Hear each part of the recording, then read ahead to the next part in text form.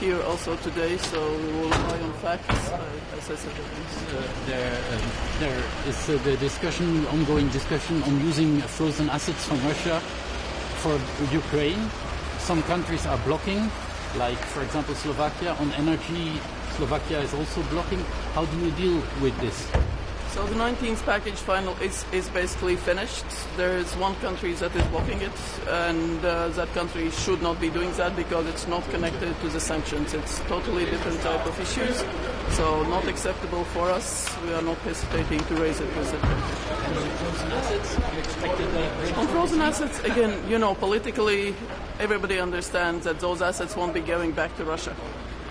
So the question is, how do we really ensure the practicalities around it with minimum risks to the member states, but the efficient use for getting Ukraine what it needs. And I encourage all the countries also to provide resources to the priority Ukraine requirement list, which is essentially a lifeline for Ukrainian forces to fight and to defend the country. And there are only very few allies who have given, Latvia is one of those, who have given resources to that list. And there are many countries who have not. So everybody should step in because it's not about words, it's about deeds and actions. Thank you. How do you feel about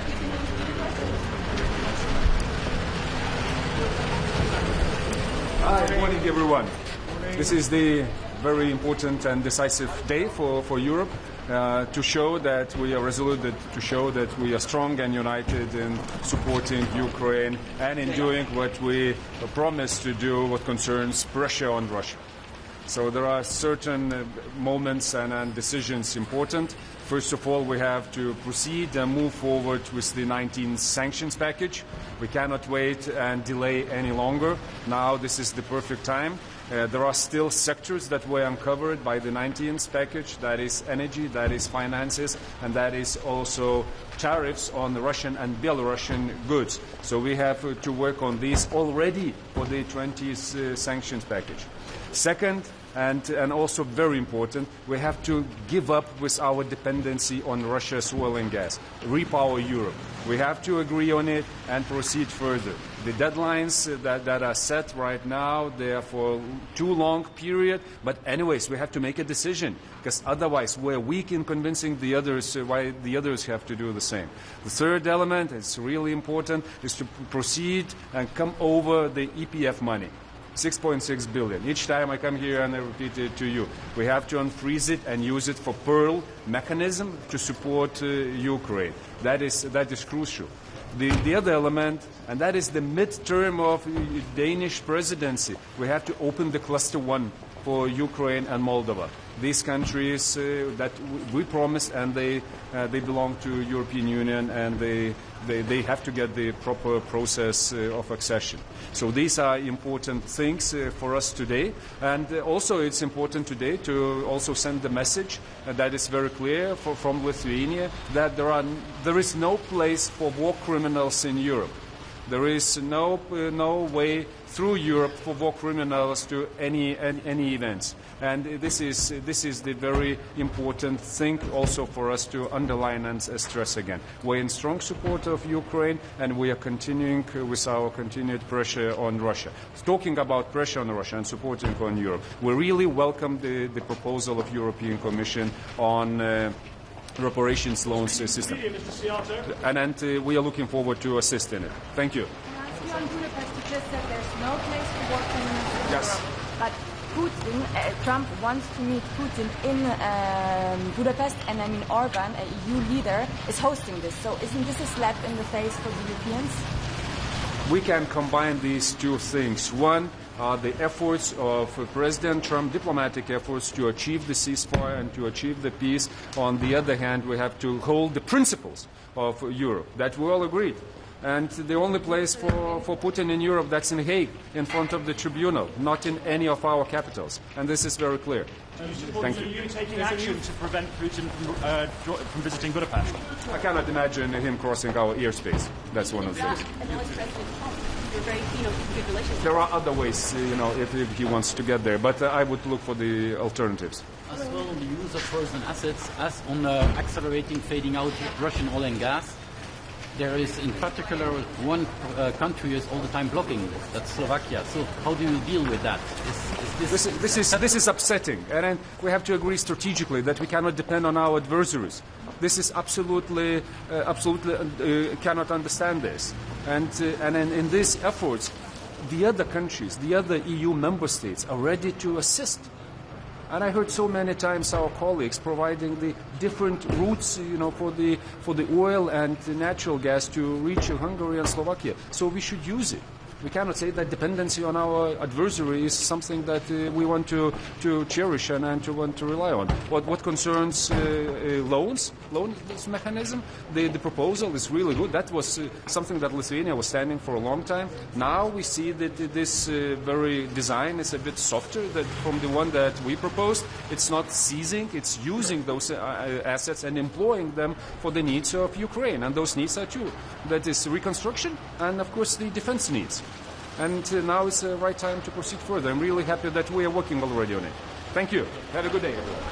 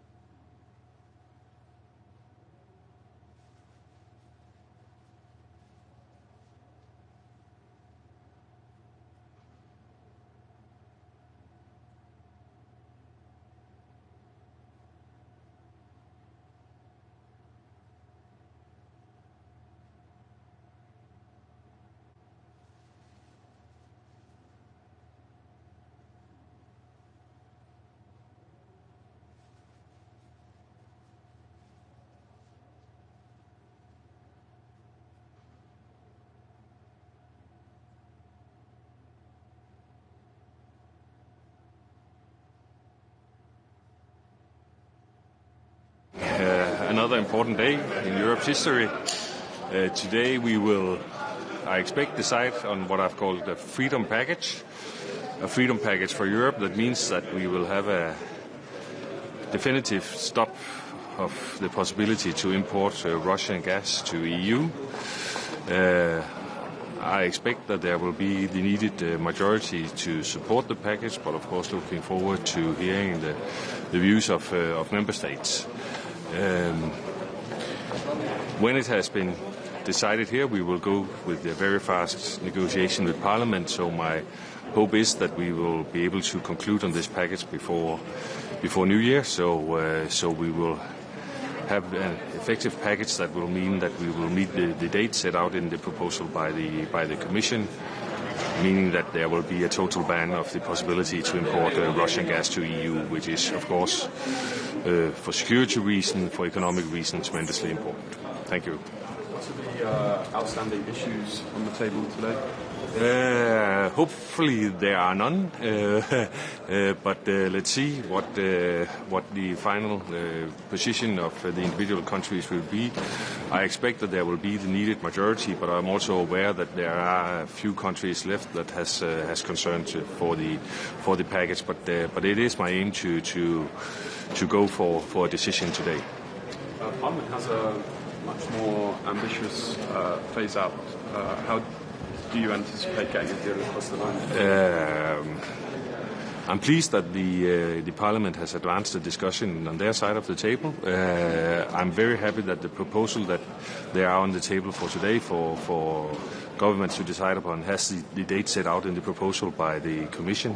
So there has been no backtracking from the original proposal for the Commission, and I'm looking forward to taking that to the final stage and hopefully have a conclusion before the New Year. Do you see an appetite among member states to go quicker? No, I have gained the needed support for the balance that are in the package. So what's on the table is I think a very strong compromise that I hope that a very broad majority of countries can support today. It's also about diversification, and given what Trump has been saying to Putin over the weekend and Zelensky, are you worried that the US is not such a reliable partner for gas supplies in the future?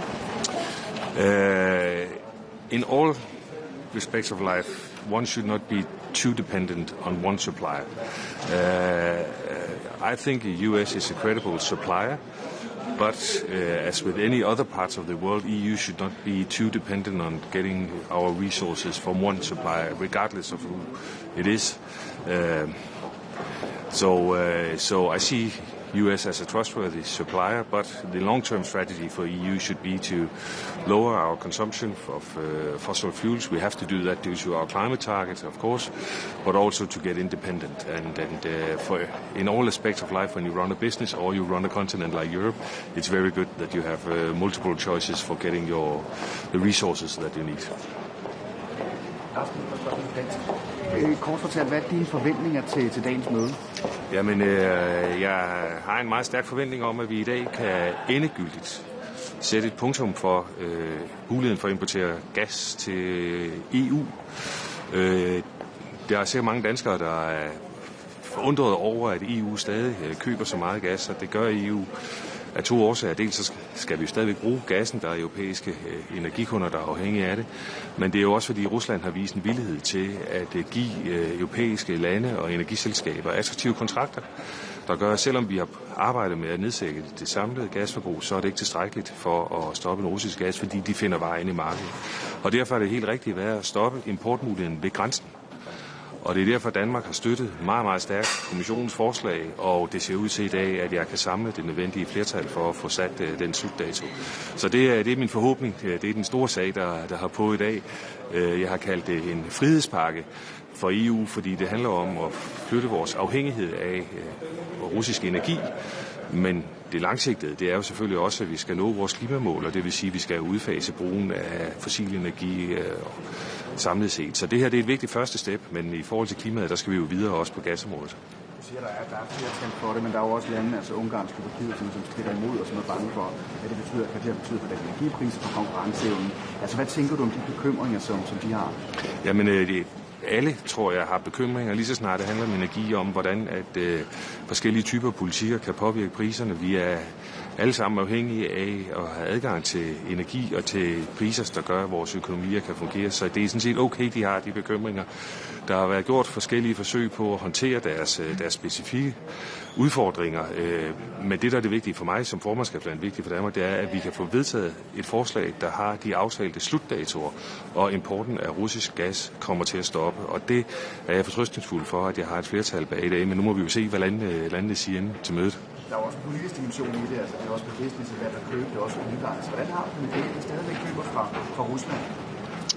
Jamen, det er et valg, som de har truffet, og nogle gange er det sådan, og det er det altså også i energimarkedet, sådan som man har indgået noget, der hedder lange kontrakter, og det vil sige, det er også kontrakter, der kan være indgået før, at krigen i Ukraine begyndte. Og derfor så er det en transitionsperiode, og det er klart, det er jo også en alvorlig situation for de lande, hvis det vi gør nu kan betyde, at de får forsyningsproblemer. Så det er okay, de er bekymrede. Det, der har været vigtigt for Danmark, det var, at vi prøver at håndtere de bekymringer, men på en måde, så slutdatoen, den gælder. Og det er klart, set fra et dansk regeringssynspunkt, ja, der skulle man alle i Europa være stoppet langt tidligere med at importere russisk gas. Det gør vi jo ikke i Danmark, og det har vi holdt op med for mange år. Altså for meget lang tid siden. Ikke? Hvordan kan du sige, at det er ikke også nemt for os at sige, at vi ikke skal importere russisk energi, når vi ikke selv gør det?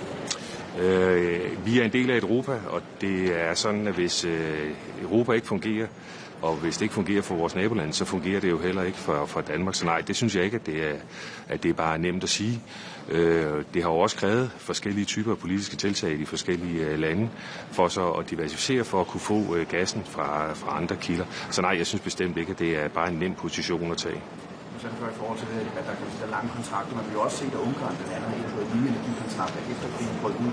At det er jo lidt tilfreds i dag med nu, hvis jeg synes, at der er flertal for det, at nu det stopper deres, altså at de kan gøre det altså efter udgang i Tyskland. Du spørger som om, at det her det går ud på at straffe Ungarn, og det er overhovedet ikke tilhænger af, at vi har det perspektiv på hinanden i Europa.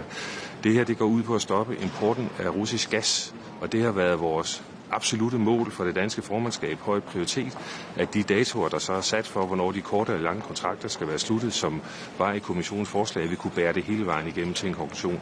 Og det ser ud til, at det kan blive virkelighed i dag, selvfølgelig med forbehold for, at jeg skal jo lige høre, hvad landene siger i dag, og det er jeg rigtig, rigtig glad for. Og det er ikke et tiltag, der går ud på at straffe europæiske lande. Det er et tiltag, der går ud på at bringe Europa væk fra at finansiere Ruslands krig, ud af gasimporten, og så selvfølgelig på den lange bane føre en energi- og klimapolitik i EU, der gør, at vi slet ikke har det gasbehov, som der er i dag i Europa. Jeg har også hørt statsminister Mette Frederiksen stå på talerstolen i Folketinget og sagde, at nu hun ikke bandende, hun var lige ved at bande over, at der stadigvæk var lande i Europa, der købte energi. Så der er jo også, altså har der ikke været en frustration over det, at det stadigvæk er sådan, når man køber energi fra Rusland? Der er ingen tvivl om, at fra den danske regerings side, så havde vi gerne set, at det her forslag var kommet på bordet tidligere, og det kunne blive konkluderet før. Det har det så ikke været. Nu har vi arbejdet med det under dansk formandskab, og det ser ud til, at jeg i dag kan konkludere, at der er sat en endegyldig slutdato for importen af russisk gas. Så jeg havde gerne set, at det var sket langt før, men det skal ikke tage glæden væk fra. Det ser ud til, at vi har en god chance for at få det til at lykkes i dag. Godt.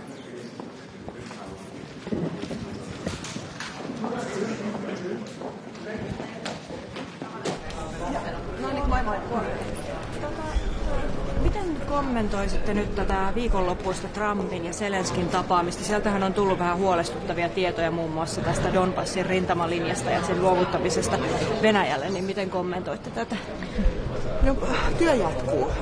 Ollaan pisteessä, jossa tietenkin kaikki haluaa rauhaa ja on selvää, että presidentti Trump sitä haluaa erityisen vahvasti, koska hän on luvannut sen äänestäjille. Mutta samalla on selvää, että Ukraina ei tarvitse ikään kuin lännen apua minkäänlaiseen antautumiseen. Päinvastoin Ukrainalla on kaikki mahdollisuudet toisaalta jatkaa omaa vahvaa puolustautumistaan ja se tarvitsee meiltä tietenkin siihen apua.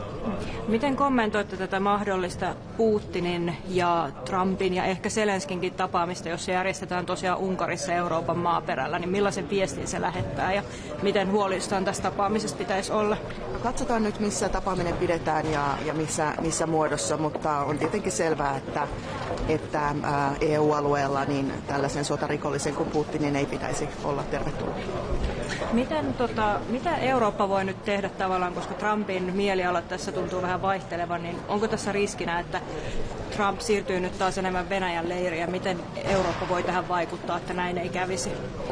No, kaikista parhaiten me vaikutetaan siihen, että me vahvistetaan Ukrainaa. No, ensinnäkin Ukraina jo itsessään on osoittanut kyvykkyytensä ei pelkästään vahvassa puolustustaistelussa, vaan kerta kaikkiaan jo sillä, että miten se on parissa vuodessa kasvattanut yhden kilpailukykyisimmistä puolustusteollisuuksista, josta me hyödytään kaikki, ei pelkästään muut Euroopan maat, ikään kuin Ukrainan ystävämaat, vaan myös Yhdysvallat. Ja nyt on tärkeää, että me autetaan sillä tavoin, kun me ollaan tässä tehtykin, ja jatketaan meidän vahvaa strategiaa, eli lisätään pakotteita Venäjän sotakoneistolle, autetaan Ukrainaa paitsi sen aivan puolustustaistelussa, niin myös suojaamaan sen siviili-infrastruktuuria, ja sitten toisaalta tässä johdonmukaisesti vahvistetaan meidän omaa pelotetta ja puolustusta. Tästähän ei tässä kokouksessa nyt vielä päätöstä odoteta, mutta tästä sotakorvauslainasta käydään nyt paljon keskustelua, niin uskotteko, että EU saa siihen vaikka tässä loppuvuoden aikana sovun aikaan? Mä toivon, että siitä saadaan sopu, koska on täysin oikein ja juridisesti perusteltua, että Venäjältä jäädytettyjä varoja käytetään sen aiheuttaman tuhon korvaamiseksi. Ja tähän löydetään kyllä varmasti sellaiset oikeudellisesti kestävät ratkaisut, jotka sitten myös EU-alueella saa kaikkien maan hyväksynnän. Ja viimeinen kysymys Gazasta ja Israelista. Mitä tapahtuu, millaista keskustelua odotatte näistä komission sanktioista? Että jääkö ne nyt tavallaan odottamaan jäähylle tämän tulitauon vuoksi vai millaista keskustelua näistä komission esittämistä sanktioista käydään? No, nyt on varmasti hyvä, että käydään tässä laaja keskustelu siitä, että mitä tehdään. Juuri nyt tällaista paineen luomista Israelille ei toki tarvita, koska tulitauko on voimassa, mutta sitten katsotaan, mitkä jatkoaskeleet on ja toisaalta miten Euroopan unionin rooli voitaisiin entistä tehokkaammin käyttää hyväksi nyt näissä jatkoaskelissa kohti toivottavasti pysyvää rauhaa. Kiitoksia paljon. Kiitos paljon. Eine Minute oder zwei. Ja, oder zwei.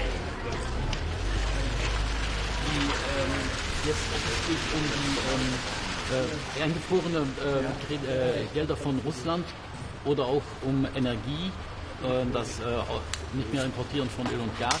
Überall gibt es zwei Staaten, die das blockieren. Wie geht man damit um auf Dauer? Also mit den Frozen Assets ist es für mich, es muss Klarheit geben. Es ist ja eine politische Entscheidung, dass wir was jemandem wegnehmen und jemand anders geben. Ich weiß, dass Sie jetzt mir erzählen, dass es nicht gegeben ist, aber nur so ein Vorsprung über Material, Schaden ersetzen etc. etc.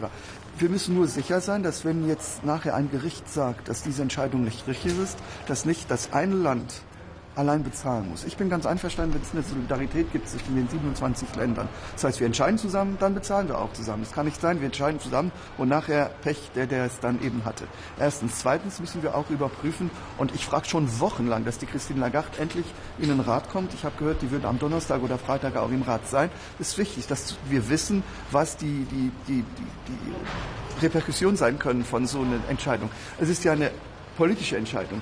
Was kann das für ein Message sein für einen asiatischen, arabischen, amerikanischen oder nicht-europäischen Investor, wenn man in Europa entscheiden kann, ohne ein Gerichtsurteil zu haben? Und deswegen, ich will auch nicht das Euro in Schleudern bringen. Deswegen ist schon wichtig, dass die Frau Lagarde auch kommt.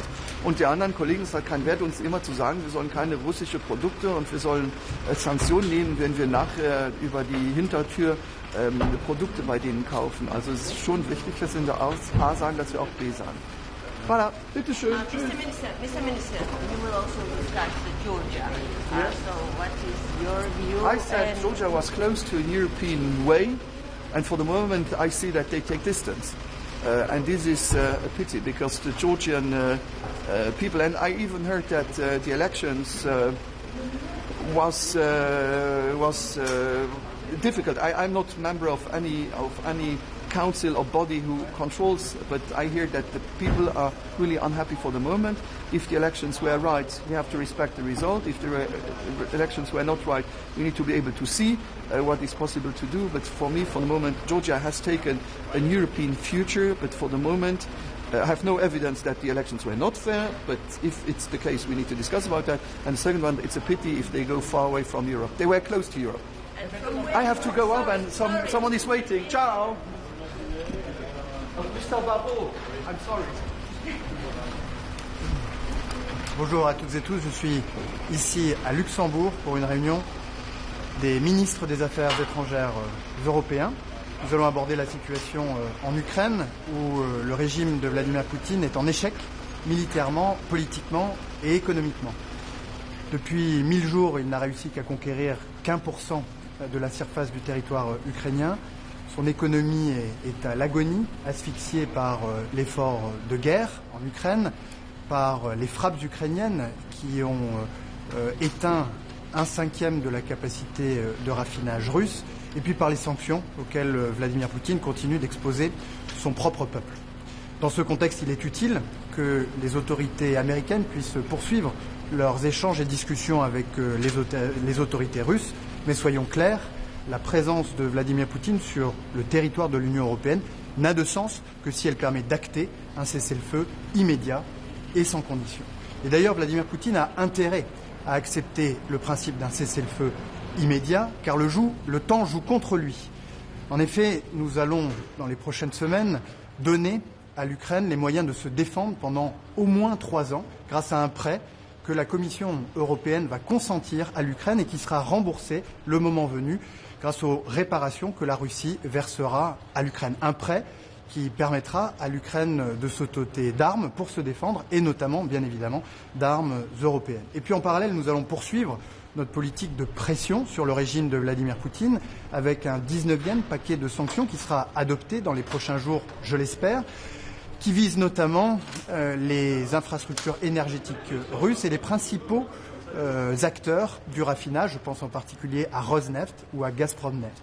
Et puis je proposerai aujourd'hui que nous puissions engager le travail sur un 20e paquet de sanctions qui ciblera quant à lui les acteurs, les États qui continuent directement ou indirectement à soutenir l'effort de guerre russe.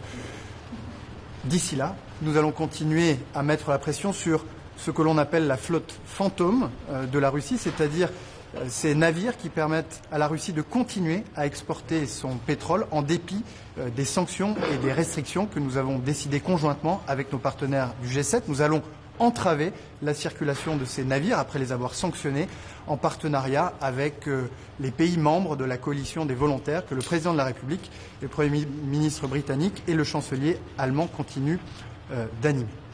Nous aborderons aujourd'hui également la question de Gaza et du Proche-Orient, un mois, jour pour jour, après la réunion à New York, présidée par la France et l'Arabie saoudite, qui a ouvert la voie au plan de paix présenté par les États-Unis le 29 septembre dernier, plan de paix auquel la France entend bien prendre toute sa part. Je déplore les violations récentes du cessez-le-feu avec les frappes israéliennes à Gaza qui faisaient suite à des attaques contre les soldats. Toutes les parties doivent respecter strictement les engagements qu'elles ont pris au terme de l'accord signé la semaine dernière à Sharm el-Sheikh. Le Hamas, quant à lui, doit cesser les violences exercées contre les civils et restituer l'ensemble des dépouilles des derniers otages qui étaient détenus à Gaza. Dans l'immédiat, nous devons nous concentrer sur l'accès massif de l'aide humanitaire à Gaza et sur la sécurité. Sur l'accès massif de l'aide humanitaire à Gaza, tous les points de passage doivent désormais être ouverts. L'Europe se tient prête d'ailleurs à les sécuriser puisqu'elle est déjà présente au travers de sa mission OIBAM Rafah sur l'un de ces points de passage et je proposerai que nous puissions renforcer cette mission pour qu'elle puisse prendre toute sa part non seulement à la sécurisation des passages des personnes mais aussi des biens qui doivent arriver en masse à Gaza pour soulager les souffrances des populations palestiniennes. Et puis sur la sécurité, il est essentiel que le comité d'administration prévu par le plan de prêt du président Trump puisse être installé à Gaza de manière à ce que la police palestinienne puisse se déployer. Là encore, je proposerai que la mission Eupol Cops, qui aujourd'hui contribue en Cisjordanie à la formation des policiers palestiniens, puisse se déployer à Gaza et dans les pays environnants pour pouvoir former les policiers palestiniens, pour pouvoir soutenir les réformes que nous attendons de l'autorité palestinienne et pour pouvoir préparer le processus indispensable de désarmement du Hamas. Je veux par ailleurs me féliciter de 2 avancées majeures sous l'impulsion française qui concourent à l'autonomie stratégique de l'Europe, à notre indépendance, avec d'abord l'accord trouvé sur le programme dit EDIP de développement de l'industrie de défense européenne. C'est un programme majeur qui va permettre de concevoir, de produire et d'acheter des armes européennes en sacralisant le principe de préférence européenne auquel nous sommes très attachés. Et je veux saluer le travail des parlementaires français, Nathalie Loiseau, Raphaël Glucksmann, François-Xavier Bellamy, qui ont joué un rôle très important pour que cet accord puisse être trouvé il y a quelques jours. Et puis me féliciter également de la proposition mise sur la table par Stéphane Séjourné, vice-président de la Commission européenne il y a quelques jours, pour protéger l'industrie sidérurgique européenne contre la concurrence déloyale, avec des quotas, avec des droits de douane allant jusqu'à 50% à l'entrée de l'Union européenne, pour faire en sorte que cette industrie, qui est majeure et dont nous devons conserver la maîtrise, puisse être préservée à l'avenir. Vous le voyez, l'Europe se réveille, elle prend en main son propre destin et grâce à ces réalisations majeures, elle s'approche de son autonomie stratégique. Monsieur le ministre, une question en français. Est-ce que vous pouvez faire les Européens à Gaza au-delà de payer pour la reconstruction comme on l'a déjà fait dans Palestine? C'est vrai que sur la reconstruction et sur l'aide humanitaire, les Européens peuvent jouer un rôle important. La France co-organisera avec l'Égypte, avec les États-Unis et d'autres pays une conférence dans les prochaines semaines dédiée à ce sujet. L'Europe est déjà présente sur le terrain avec 2 missions, je les évoquais à l'instant. L'une qui a vocation à sécuriser les points de passage, un rôle essentiel au moment où nous appelons à l'entrée massive de l'aide humanitaire à Gaza.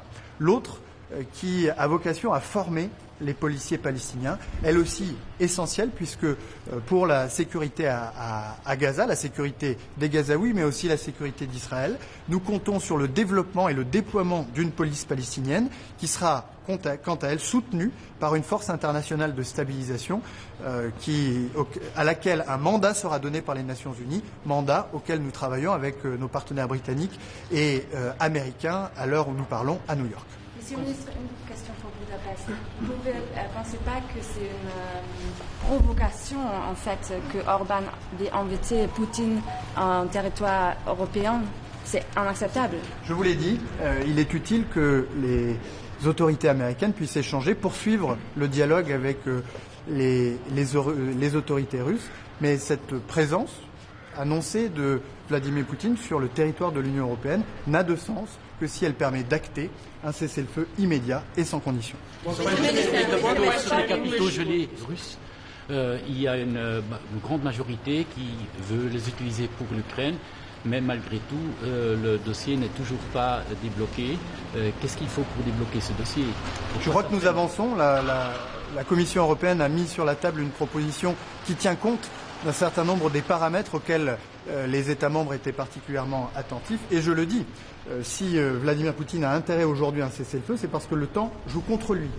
Et lorsque nous aurons adopté ce nouveau prêt que la Commission européenne va consentir à l'Ukraine et qui va lui permettre de résister pendant au moins 3 ans, eh bien, les conditions que nous voulons voir réunies pour que ce prêt puisse aboutir, eh bien, c'est naturellement que les sommes consenties à l'Ukraine puissent lui permettre d'acquérir du matériel de défense et notamment du matériel européen. Donc je crois que nous avançons vers une solution qui va être une inflexion dans le conflit et qui va permettre à l'Ukraine de manière crédible de faire face à cette agression et se préparer à y mettre fin et à ce que nous connaissons par la suite, puisque nous y travaillons, c'est-à-dire un cessez-le-feu et un traité de paix qui sera garanti par la coalition des volontaires que la France, le Royaume-Uni et l'Allemagne continuent d'animer. Minister, on Gaza, you spoke about expanding the border mission. Are you talking about just having a new role for EU BAM Rafah, or are you talking about the EU deploying to other border crossings as well? No, I think we need to strengthen OIBAM Rafah, and I think that the EU has a capacity to play an important role for these points of entry into Gaza to secure the passage of people, but also to secure the passage of humanitarian help, which is very much needed now in Gaza. We will also discuss Georgia among amongst topics. There is Georgia. So, what is the position of your country, and what initiatives do you have? On Georgia, we'll have a discussion. We want to allow the aspiration of the Georgian people to move forward towards the European path to be respected. And this is the spirit in which we are discussing, we are addressing the Georgian authorities. Minister, there's a Financial Times story saying that Trump urged Zelensky on Friday to accept Putin's terms or be destroyed by Russia. That Trump also spoke of a special military operation using Russian rhetoric. What is your reaction to that? Again, as I was saying, Russia, or at least Vladimir Putin's regime, is in check, military, politically, and economically. In the past 1,000 days, Russia has been able to acquire only 1% of the Ukrainian territory.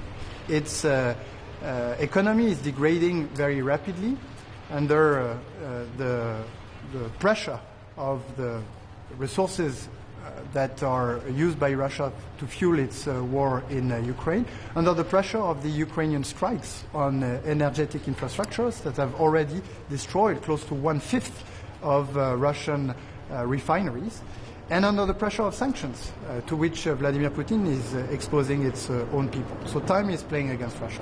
Do you expect decisions on Georgia today? Thank you very much.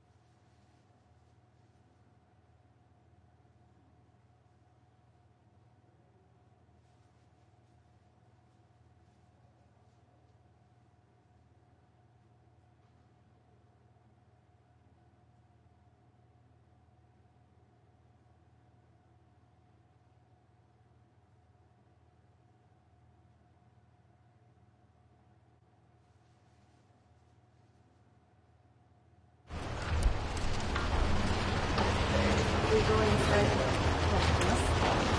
Hello.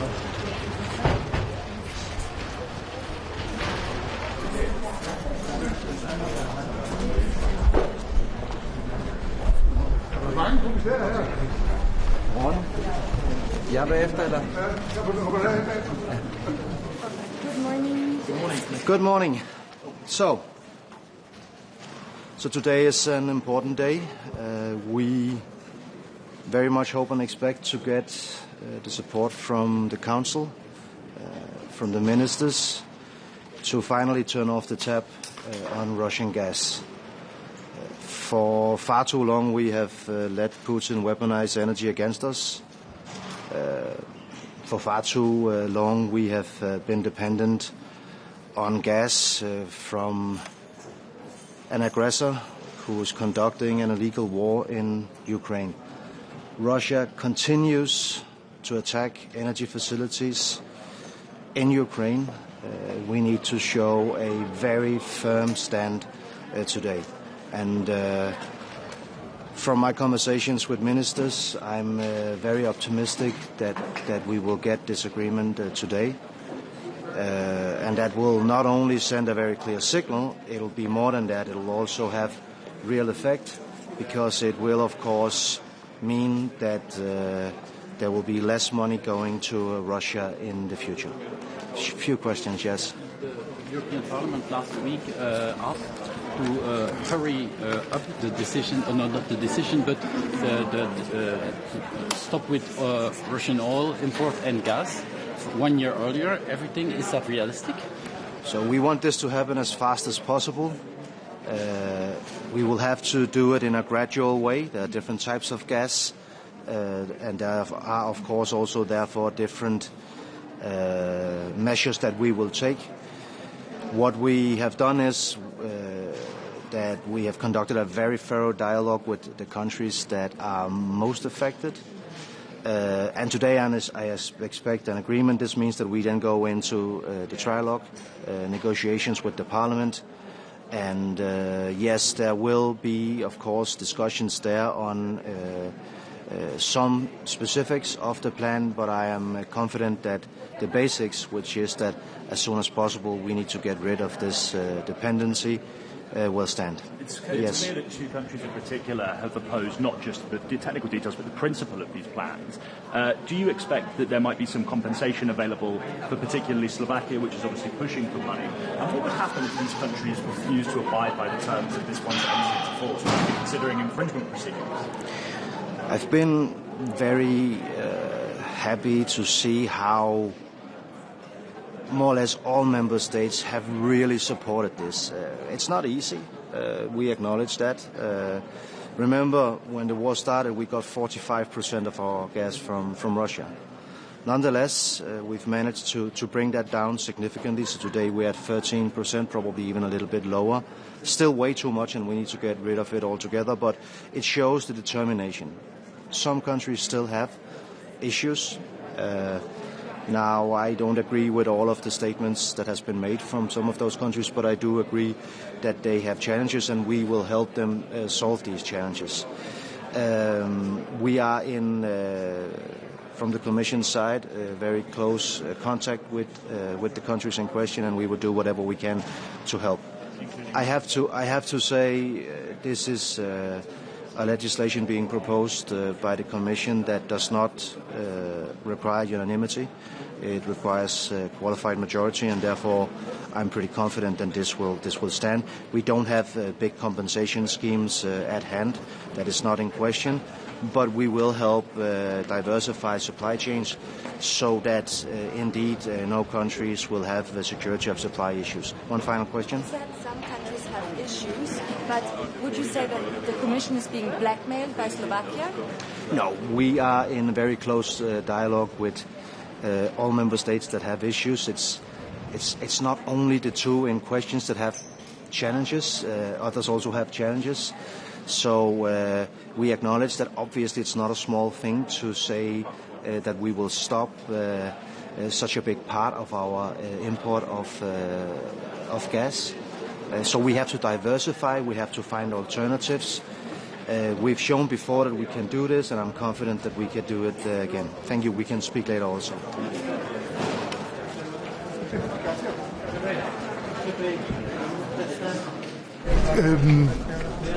Helt banalt spørgsmål, men altså, hvad er det, I skal opnå med det, I skal prøve at få vedtaget på grund af i dag? Det er en vigtig dag i dag. Nu skal vi have opbakning til, at vi endelig kan stoppe helt med at købe gas i Europa fra Rusland. Det er jo egentlig ret vanvittigt, når man tænker over det, at vi her har en fjende, som er i krig med Ukraine, som vi gør alt for at bekæmpe, og så er vi stadigvæk indirekte med til faktisk at finansiere Putins krig, fordi at der altså er lande i Europa, der stadigvæk er afhængige af russisk gas, og det skal altså stoppe nu. Og hvornår kan vi se, hvis det her bliver vedtaget i dag, hvornår kan vi så se en slutning på det? Det bliver en gradvis udfasning af de sidste procenter, og forhåbentlig kan vi inden for allerede et halvt års tid se, at vi så stopper med den del, som er den vigtigste del, de her korttidskontrakter, altså den her gas, der bliver handlet på det, der hedder spotmarkedet. Det skal stoppe, og det skal stoppe hurtigt. Når man har vedtaget det her, betyder det så kommer vi aldrig mere til at købe olie og gas fra Rusland? Det jeg håber på med det her forslag, det er jo, at vi kan sætte en stopper for russisk gas. Ikke bare nu her, under den nuværende konflikt, som vi jo håber kommer til at stoppe selvfølgelig så hurtigt som muligt, men i al fremtid. Jeg mener ikke, vi skal begå den samme fejl, som vi har gjort i fortiden, og gøre os selv afhængige af så vigtig en energikilde fra noget andet land, og der i særdeleshed ikke fra et land, som er vores fjende. Vi ser USA presser på, hvor vi skal købe mere gas frem for alt fra USA. Med en mand som Donald Trump i Det Hvide Hus, og hvordan han agerer eksempelvis over for Ukraine, er det så ikke lige så utrygt at købe gas i USA? En del af mit job, det er at diversificere den måde, vi får energi fra andre lande på. Det vil sige handle med og tale med og lave aftaler med så mange partnere rundt omkring i verden som muligt. En af dem er USA. Jeg vil sige, der er grundlæggende kæmpestor forskel på at være handelspartner med en fjende som Rusland. Det skal vi væk fra. Og så USA. Vi har jo ikke fra europæisk side på noget tidspunkt haft et ønske om at handle mindre med USA. Vi vil tværtimod gerne handle mere med USA. Når det så er sagt, så er det også klart, det her med gas og fossile brændstoffer i det hele taget, det er jo noget, der er midlertidigt. Fordi vi ønsker jo ikke i fremtiden overhovedet at bruge de her brændstoffer. Vi skal jo bekæmpe klimaforandringerne også, og vi skal have bragt energipriser ned. Det gør man bedre med vedvarende energi. Så alle de aftaler, vi laver, alt det, vi gør, det er noget, vi gør meget midlertidigt. Jeg er meget optimistisk. Jeg synes, det danske formandskab har virkelig gjort det fremragende. Det er ikke nogen helt nem sag, det her, fordi selvfølgelig er det nemt på overfladen at sige, vi skal fri af den her gas. Der er bare lande, der er ret afhængige af den her gas stadigvæk, så mit job derfra, hvor jeg sidder, er jo at hjælpe de lande med så at finde alternativer. Det danske formandskabs opgave, som de har løst fremragende, ja, nu må vi jo se, men som jeg i hvert fald synes, at det ser ud til, at de har løst helt fremragende, det er at finde kompromiserne mellem lande, og det er jeg altså ret optimistisk i forhold til. Tak. Godt. Så er det et spørgsmål om UB rykker ned. Ja.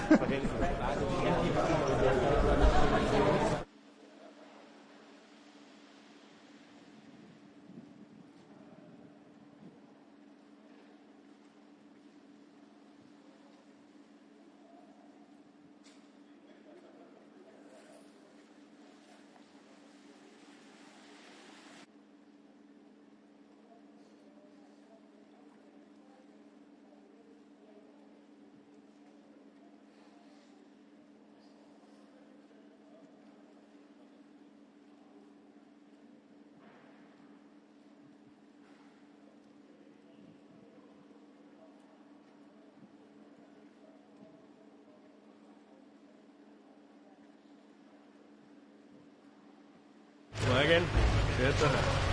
Grüß dich. Folgendes. Wieso hat Österreich dann doch die RBI-Forderung fallen gelassen, der RBI auszuhelfen, sie zu entschädigen, sie schadlos zu halten? Ja, grundsätzlich zeigen wir hier Solidarität und es braucht auch eine klare Richtlinie. Wir müssen hier noch gemeinsam noch einmal nacharbeiten und das ist eigentlich unser Grund, warum wir hier auch Solidarität mit allen zeigen. Es braucht eine einheitliche Stimme und das ist unser Ziel, hier weiter noch nachzuarbeiten. Verstehen Sie, warum kein anderes EU-Land die Forderung von Österreich unterstützt hat?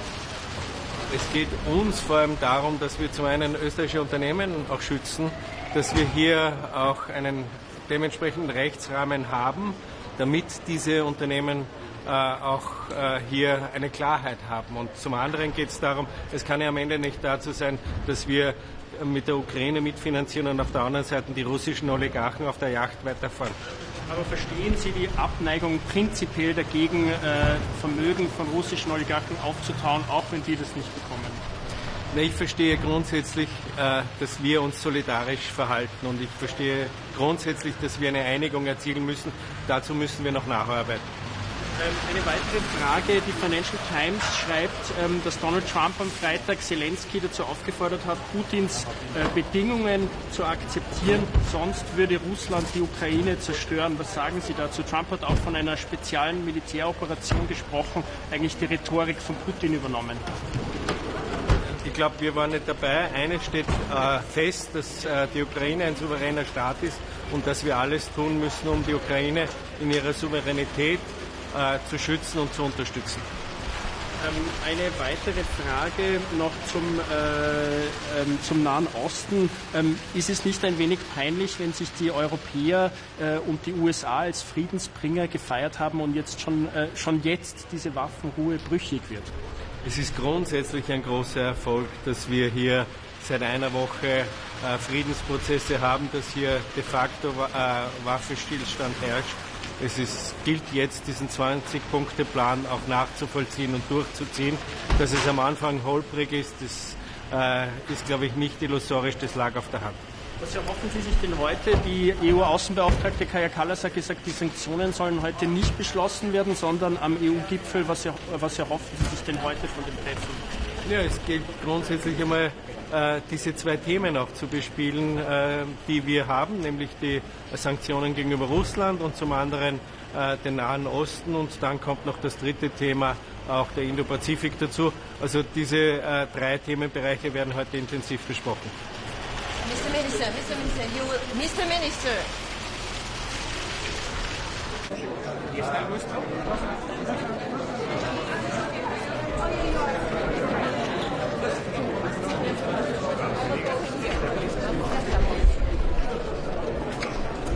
Miro la cámara.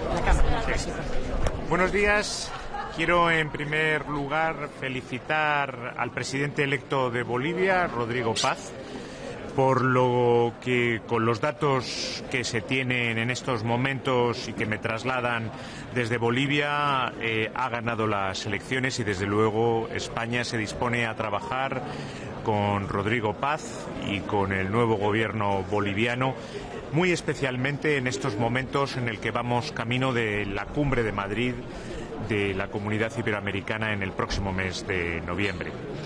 Este es un Consejo de Asuntos Exteriores fundamental para que la voz de Europa pueda oírse en favor de la paz y del derecho internacional, tanto en Ucrania como en Oriente Medio. En Palestina, los acontecimientos que hemos vivido ayer nos hacen tener que redoblar los esfuerzos por la paz, por la defensa del derecho internacional, por consolidar el alto el fuego en Gaza y por exigir que la ayuda humanitaria siga entrando sin cortapisas y con libertad en Gaza.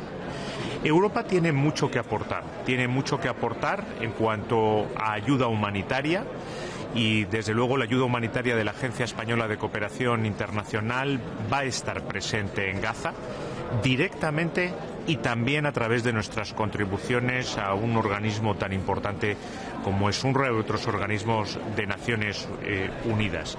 Tenemos que trabajar por consolidar ese alto el fuego y para eso la misión EUBAM-RAFA o la misión EUCOLPOL también son fundamentales y tienen que irse ensanchando en su mandato para conseguir participar dentro de todo lo que es la estabilización. Lo que nosotros deseamos es que el puesto de Rafah pueda abrirse. España tiene el mayor contingente dentro de esa operación EUBAM-RAFA y pueda empezar a dar una normalidad a todo lo que es la vida de los gazatíes.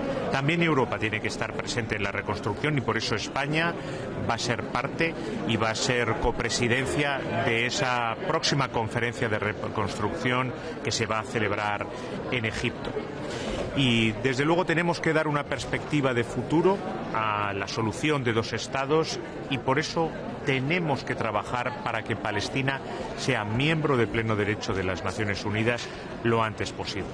En el otro escenario, en Ucrania, también tenemos que rechazar hoy aquí en Luxemburgo con fuerza todas las interferencias rusas que están produciéndose en distintos estados de la Unión Europea. Nos felicitamos de que algunos de los niños secuestrados hayan podido regresar a Ucrania, pero tenemos que exigir que sean todos ellos los que vuelvan, y nos enfrentamos a un nuevo invierno en el cual es necesario dar estabilidad, fiabilidad al sistema eléctrico, y la Agencia Española de Cooperación ha previsto 70 nuevos generadores que en los próximos días van a salir rumbo a Ucrania para poder facilitar y proveer de energía, de electricidad, de calefacción en ese duro invierno que se prevé en este ya cuarto año de guerra en Ucrania. Tendré un encuentro con el ministro de Asuntos Exteriores ucraniano, Andrea Sivilla, donde podré trasladarle todo esto.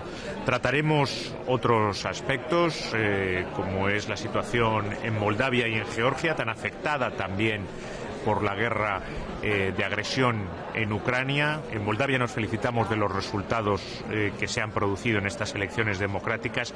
Georgia necesita también del apoyo de la Unión Europea y de la estabilidad, y a petición de España vamos a tratar la relación entre Europa y América Latina, porque aunque estos son los aspectos que nos tienen que concentrar, desde luego la voz de España siempre se va a oír en Europa a favor de que miremos y trabajemos conjuntamente con América Latina. Sobre Gaza, me gustaría preguntarle si comparte la opinión de la alta representante de que ha sido una buena primera fase de implementación del alto el fuego, y si cree que ahora que hay un alto el fuego pueden salir adelante las sanciones propuestas por Bruselas contra Israel, contra los ministros especialmente. La primera fase es exitosa en tanto en cuanto hemos conseguido liberación de todos los rehenes vivos, entrega de cuerpos, algo que España exigía desde hace mucho tiempo. Se ha producido también la liberación de palestinos que están detenidos, y ha podido entrar de manera incipiente una primera ayuda humanitaria. Pero lo que vimos ayer no puede volverse a repetir. Una violación del alto el fuego, bombardeos por parte de Israel de la franja de Gaza, una suspensión de la entrada de ayuda humanitaria. Lo hemos dicho desde el principio. Desde luego que lo que vivimos en Sharm el Sheikh, esta primera fase, abre un camino de esperanza, pero estamos muy lejos de lo que nosotros deseamos, que es una paz definitiva, un alto el fuego que sea permanente, una ayuda humanitaria sobre la que no haya la menor duda de que entra sin ningún obstáculo, y el horizonte de la solución de dos estados, y para ello la voz euroárabe tiene que seguir estando presente con fuerza, y tenemos que conseguir en los próximos 12 meses que Palestina sea un Estado de pleno derecho de las Naciones Unidas.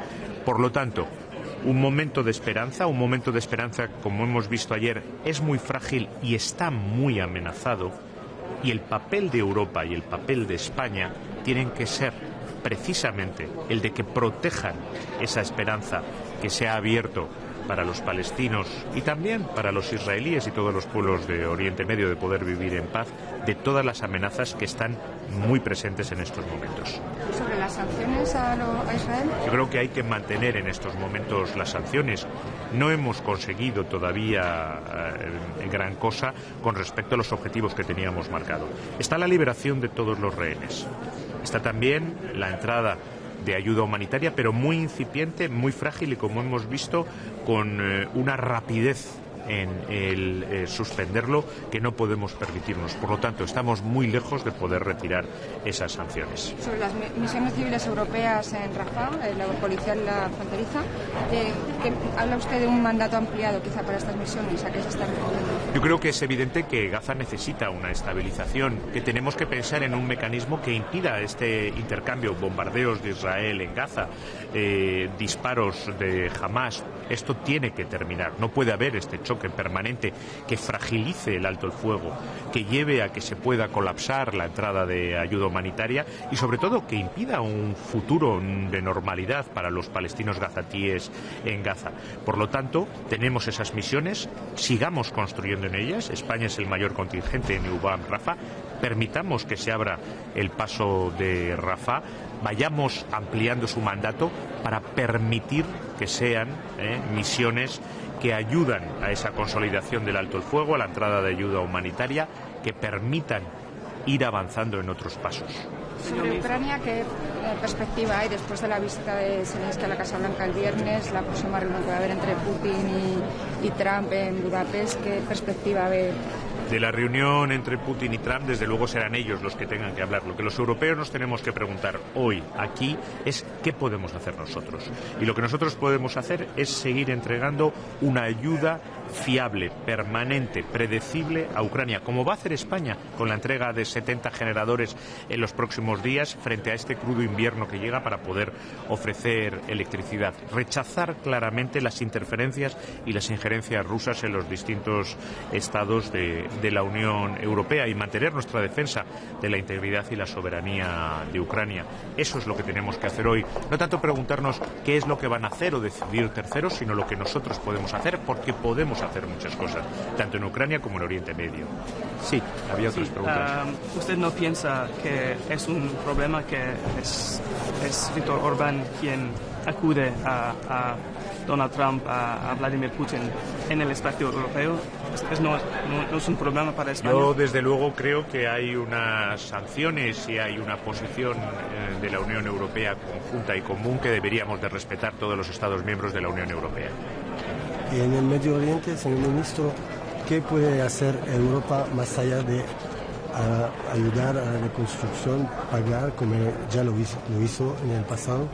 Yo creo que hay una voz euroárabe que ha sido fundamental durante todos estos 2 años de bombardeo constante y de guerra en Gaza, que tiene que mantenerse y que tiene que mantenerse en favor de la solución de 2 estados y de poner en pie un Estado palestino que sea realista y viable.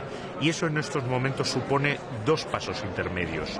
Europa tiene que hablar en favor de que Palestina pase a ser miembro de pleno derecho de las Naciones Unidas. Y en segundo lugar, tenemos que hacer todo lo que esté en nuestra mano para que la reconstrucción de Gaza se haga conjuntamente con la Autoridad Nacional Palestina, reforzando la Autoridad Nacional Palestina en Cisjordania, diciendo claramente a Israel que tiene que entregar los impuestos y los ingresos retenidos para la Autoridad Nacional Palestina, desbloqueando nosotros mismos, sin ninguna condicionalidad, nuestra ayuda hacia la Autoridad Nacional Palestina y al mismo tiempo ayudando a que esa reconstrucción que se haga en Gaza sea bajo una misma y única autoridad palestina, que sea un primer paso para poner en pie ese Estado palestino. Muchas gracias.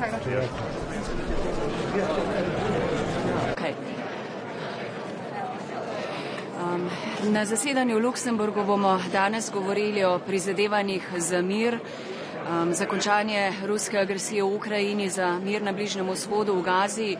Najprej v Ukrajini, seveda ta ruska agresija izčrpuje vse in Slovenija pozdravlja vsa mirovna prizadevanja, ki gredo v smer trajnega, pravičnega premirja, dogovora za mir v Ukrajini. In pozdravljamo tudi napore ameriške administracije predsednika Trumpa za pogovore, ki naj bi bili po pričakovanjih v Budimpešti. Zdaj jaz pozdravljam vsak napor, ki gre v smer, da bi zaustavili vojno v Ukrajini in dosegli dogovor, ki bo pravičen, trajen mir za Ukrajino. Pogovarjali se bomo tudi o morebitnih novih sankcijah v paketu, po katerem naj bi razpravljali voditelji še ta teden na vrhu v Bruslju, pa tudi o dodatni pomoči Ukrajini. Sama bom odprla tudi nujno podporo odgovornosti, torej delovanju sodišča in pa čimprejšnji izpustitvi oziroma varnemu prehodu, vrnitvi ugrabljenih in odpeljanih ukrajinskih otrok v Ukrajino. O Bližnjem vzhodu seveda je to vedno na dnevnem redu, imamo krhko premirje v Gazi, zdaj je ključno, da se danes pogovarjamo, kaj lahko Evropska unija naredi, da bi to premirje res uveljalo, predvsem pa, da tista nujna humanitarna pomoč zares pride do prebivalstva v Gazi. Danes te humanitarne pomoči ni več, glavni mejni prehod ostaja še vedno zaprt, tudi grožnje izraelske vlade o nadaljnji aneksaciji zahodnih Zahodnega brega so močno zaskrbljujoče in tudi ogrožajo samo rešitev dveh držav. Slovenija bo tu ostala izjemno aktivna, to priča tudi vrh 9 mediteranskih sredozemskih držav danes v Sloveniji in sinoči sem imela priložnost govoriti tako s prestolonaslednikom kot jordanskim zunanjim ministrom na Brdu ob prihodu, ko sem tudi pozdravila in sprejela v Sloveniji jordanskega kralja. Jordanija je pomembna akterka v regiji, tako politično kot humanitarno in pogovor je šel predvsem v smer, seveda, kako in kdo naj nadzoruje to krhko premirje, kdo naj in kako nadzoruje tudi to humanitarno pomoč. In eno od sporočil, ki je pomembno, je tudi, da treba je dovoliti dostop mednarodnim novinarjem na območje, da bi res videli, kaj se pravzaprav tam dogaja. Torej, to bodo glavne teme. Govorili bomo tudi o Indo-Pacifiku, naših partnerjih, zlasti pomembno, da se res slišimo, da poslušamo in da si pomagamo, ko gre za spoštovanje mednarodnega prava, humanitarnega prava in človekovih pravic.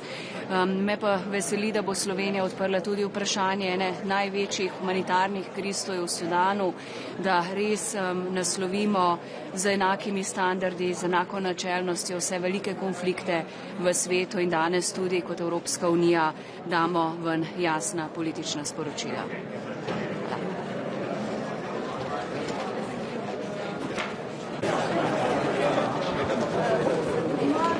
Guten Morgen, alle ausgeschlafen? Ja, geht so, ne? So, die Ukraine steht vor ihrem 4. Kriegswinter. Beginn zum Oktober wurden fast 60% der ukrainischen Gasinfrastruktur und Speicher zerstört. Wir leisten als Deutschland aktive Aufbauhilfe. 390 Millionen Euro geben wir in den Ukraine Energy Support Fund. Ganz speziell liefern wir derzeit Hilfsgüter, um die zerstörte Gasinfrastruktur wieder aufzubauen.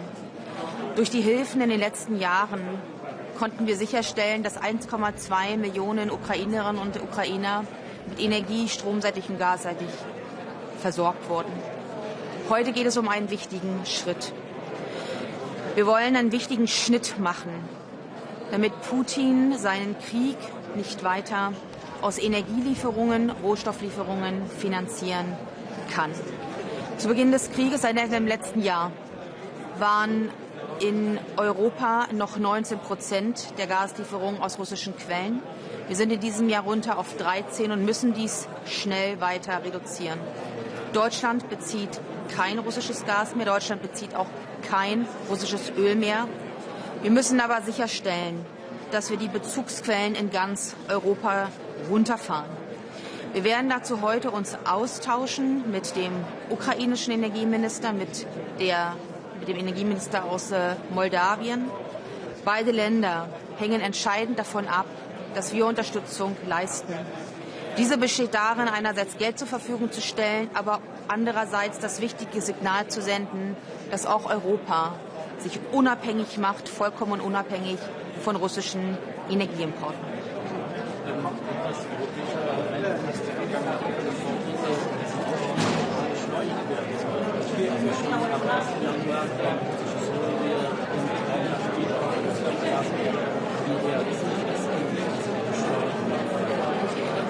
Darüber wird der Europäische Rat besprechen. Die heutigen Pläne, die wir hier vorliegen haben, sehen vor, für Gas-Kurzfristverträge Mitte des nächsten Jahres und für Gas-Langfristverträge 2028 den klaren Schnitt zu machen. Für uns als Bundesrepublik Deutschland können wir Gottlob sagen, dass wir von diesen Importen schon längst nicht mehr abhängig sind. Können Sie einmal allgemeinverständlich erklären, warum überhaupt diese Gesetzgebung braucht, die jetzt heute gemacht werden soll, dass in dem neuen Sanktionspaket doch ein Ausstieg ein Jahr früher schon drin ist? Warum muss das heute gemacht werden? Warum ist das wichtig? Wir haben Mitgliedstaaten in der Europäischen Union, denen der Ausstieg erkennbar schwerer fällt. Und die dänische Ratspräsidentschaft und die Kommission tun alles, um die Abhängigkeiten dieser Mitgliedstaaten schneller zu reduzieren. Das heißt, auch auf die Bundesrepublik Deutschland kommt zu, was wir gerne tun, unseren Beitrag zu leisten, dass die Slowakei, dass andere Mitgliedstaaten mit Energie versorgt werden kann. Dies gilt es aber zu organisieren. Das ist nichts, was über Nacht geschehen kann. Für ein Land wie uns ist es einfacher zu sagen, wir machen den Schnitt früher, weil wir es vorher geschafft haben. Wir wollen aber auch sicherstellen, dass die östlichen Mitgliedstaaten diesen Weg gehen können, ohne ihre eigene Versorgung zu reduzieren. Da setzen wir alles dran. Und der Europäische Rat wird sich erneut auch mit dieser Frage eines möglichen früheren Ausstiegs beschäftigen.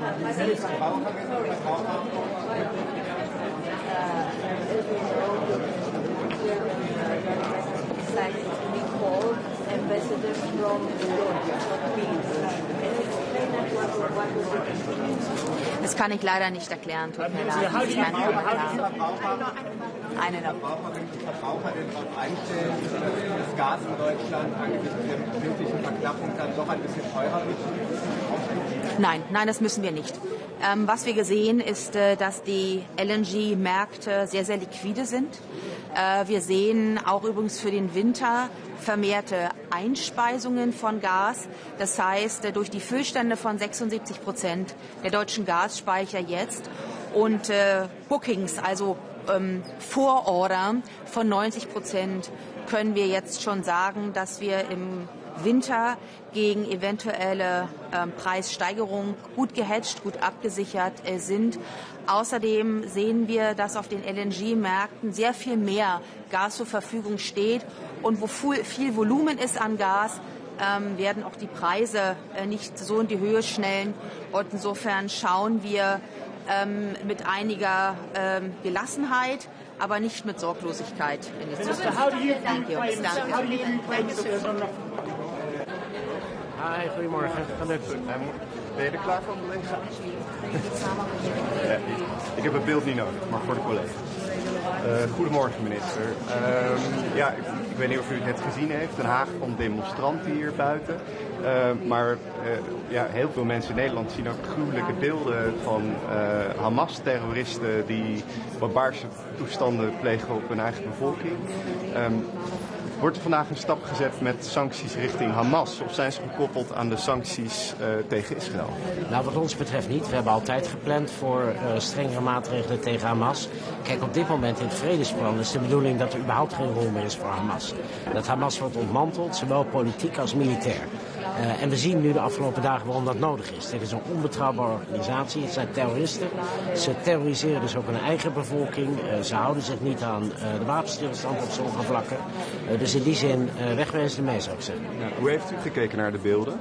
Ja, dit soort executiebeelden zijn verschrikkelijk. Maar het geeft precies aan waarom daar een andere bestuur moet zijn. Waarom daar weer orde moet zijn. En dat Hamas niet de partij kan zijn die orde handhaaft in Gaza. Ja, dus unanimiteit nodig voor die sancties. Hoe is het krachtenveld? Zijn er landen die zeggen, het moet wel één pakket blijven bijvoorbeeld? Nou, op dit moment is een heleboel fluïde. En dat is ook logisch, want we hebben natuurlijk een verandering gezien met het plan wat nu op tafel ligt. Iedereen hoopt dat dat houdt. Dus ik denk dat een heleboel landen nu even de kat uit de boom willen kijken. Dit vredesplan een kans willen geven. En dan daarna kijken waar moeten we meer druk uitoefenen. Op Hamas evident, maar ook op Israël als dat nodig is. En zij zich niet houden aan het staakt het vuur. Maar laat de wereld dan niet onbeantwoord wat daar nu gebeurt. Iedereen ziet toch die gruwelijkheden. Moet daar niet direct een antwoord op komen? Nou, we zitten daar bovenop. Nogmaals, Hamas is een terreurorganisatie. Die moeten daar weg. En dit plan is de enige mogelijkheid om Hamas daar weg te krijgen. Daar heeft Hamas ook mee ingestemd, dus ze kunnen nu proberen terug te roeien erop. Maar dat zal geen effect hebben. De VS, maar ook Egypte, Qatar, Turkije voeren maximale druk uit op Hamas om zich te voegen naar dit plan. Daar hoort bij dat ze verdwijnen, dat ze ontwapend worden en dan gaan we dit soort vreselijke beelden niet meer zien. Maar hoe zit het dan met Israël? Dat heeft ook het staakt het vuur geschonden. Ze zeggen als reactie op Hamas. Maar ze laten ook hulpgoederen niet door. Wat vindt u daarvan? En wat Israël zegt, één is dat zij in reactie hebben gehandeld. En daar het staakt het vuur hebben doorbroken. Daar zullen we echt moeten afwachten of dat inderdaad het geval is of niet. Maar daar kan ik me van alles bij voorstellen. Zeker als je de beelden van Hamas en hoe zij opereren in de Gazastrook heb gezien. Israël heeft daarop ook gezegd van ja, onderdeel van fase 1, staakt het vuren, was de hulpgoederen onverminderd toegang geven. Op het moment dat de situatie daar niet veilig is, we geen staakt het vuren hebben, laten we ook die hulpgoederen niet naar binnen. Nou, ik ga ervan uit dat die vandaag gewoon weer wel naar binnen gaan. Dat uiteindelijk nu het staakt het vuren, de rust weer is wedergekeerd, dat ook dit weer voortgang gaat vinden. Het zal broos blijven de komende periode. Daarom is het zo belangrijk dat we ook naar fase 2 gaan. Het ontmantelen van Hamas en het zorgen voor veiligheidstroepen, zowel internationaal als lokaal, die daar nu de veiligheid gaan beheren. Zo kunnen we langzaam een stabielere organisatie creëren. Maar wat ik zeg, het is broos. En we zullen dit soort incidenten, vrees ik, ook de komende dagen nog wel zien. Ja, maar geen sancties dus vandaag, want iedereen wacht af. Nou, we gaan het erover hebben. Kijk, het belangrijkste is nu om die partijen tot elkaar te brengen. Dat was überhaupt altijd al het doel van sancties, was om druk op te leggen op beide partijen om naar die tafel te komen. We hebben nu een tafel, we hebben nu een plan. De maximale druk en de focus van de hele wereldgemeenschap ligt daarop. Laten we daar nu als allereerste voor gaan. Misschien overstappen naar de oorlog op ons eigen continent. Er komen berichten naar buiten dat dat gesprek tussen Zelensky en Trump niet goed is verlopen. Wat is uw indruk ervan tot nu toe? Ja, ik kan het moeilijk inschatten, want ik was zelf niet bij dat gesprek. Ik hoor toch ook wel andere geluiden. Ook van collega's die al hebben gesproken met de Oekraïense collega. Die zijn toch echt een stuk minder negatief dan de teneur van het artikel van de Financial Times. Hoe dan ook, voor ons staat het een paal boven water dat de Oekraïne zelf gaat over hoe deze oorlog eindigt. En tot die tijd zullen we Oekraïne blijven steunen. Dus dat is echt een belangrijk onderdeel van de discussie vandaag.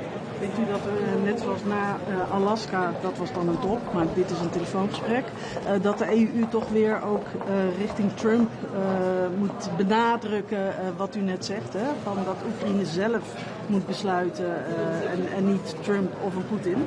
Nou ja, dat heeft Zelensky, neem ik aan, zelf ook tegen Trump gezegd. Natuurlijk, hij gaat erover.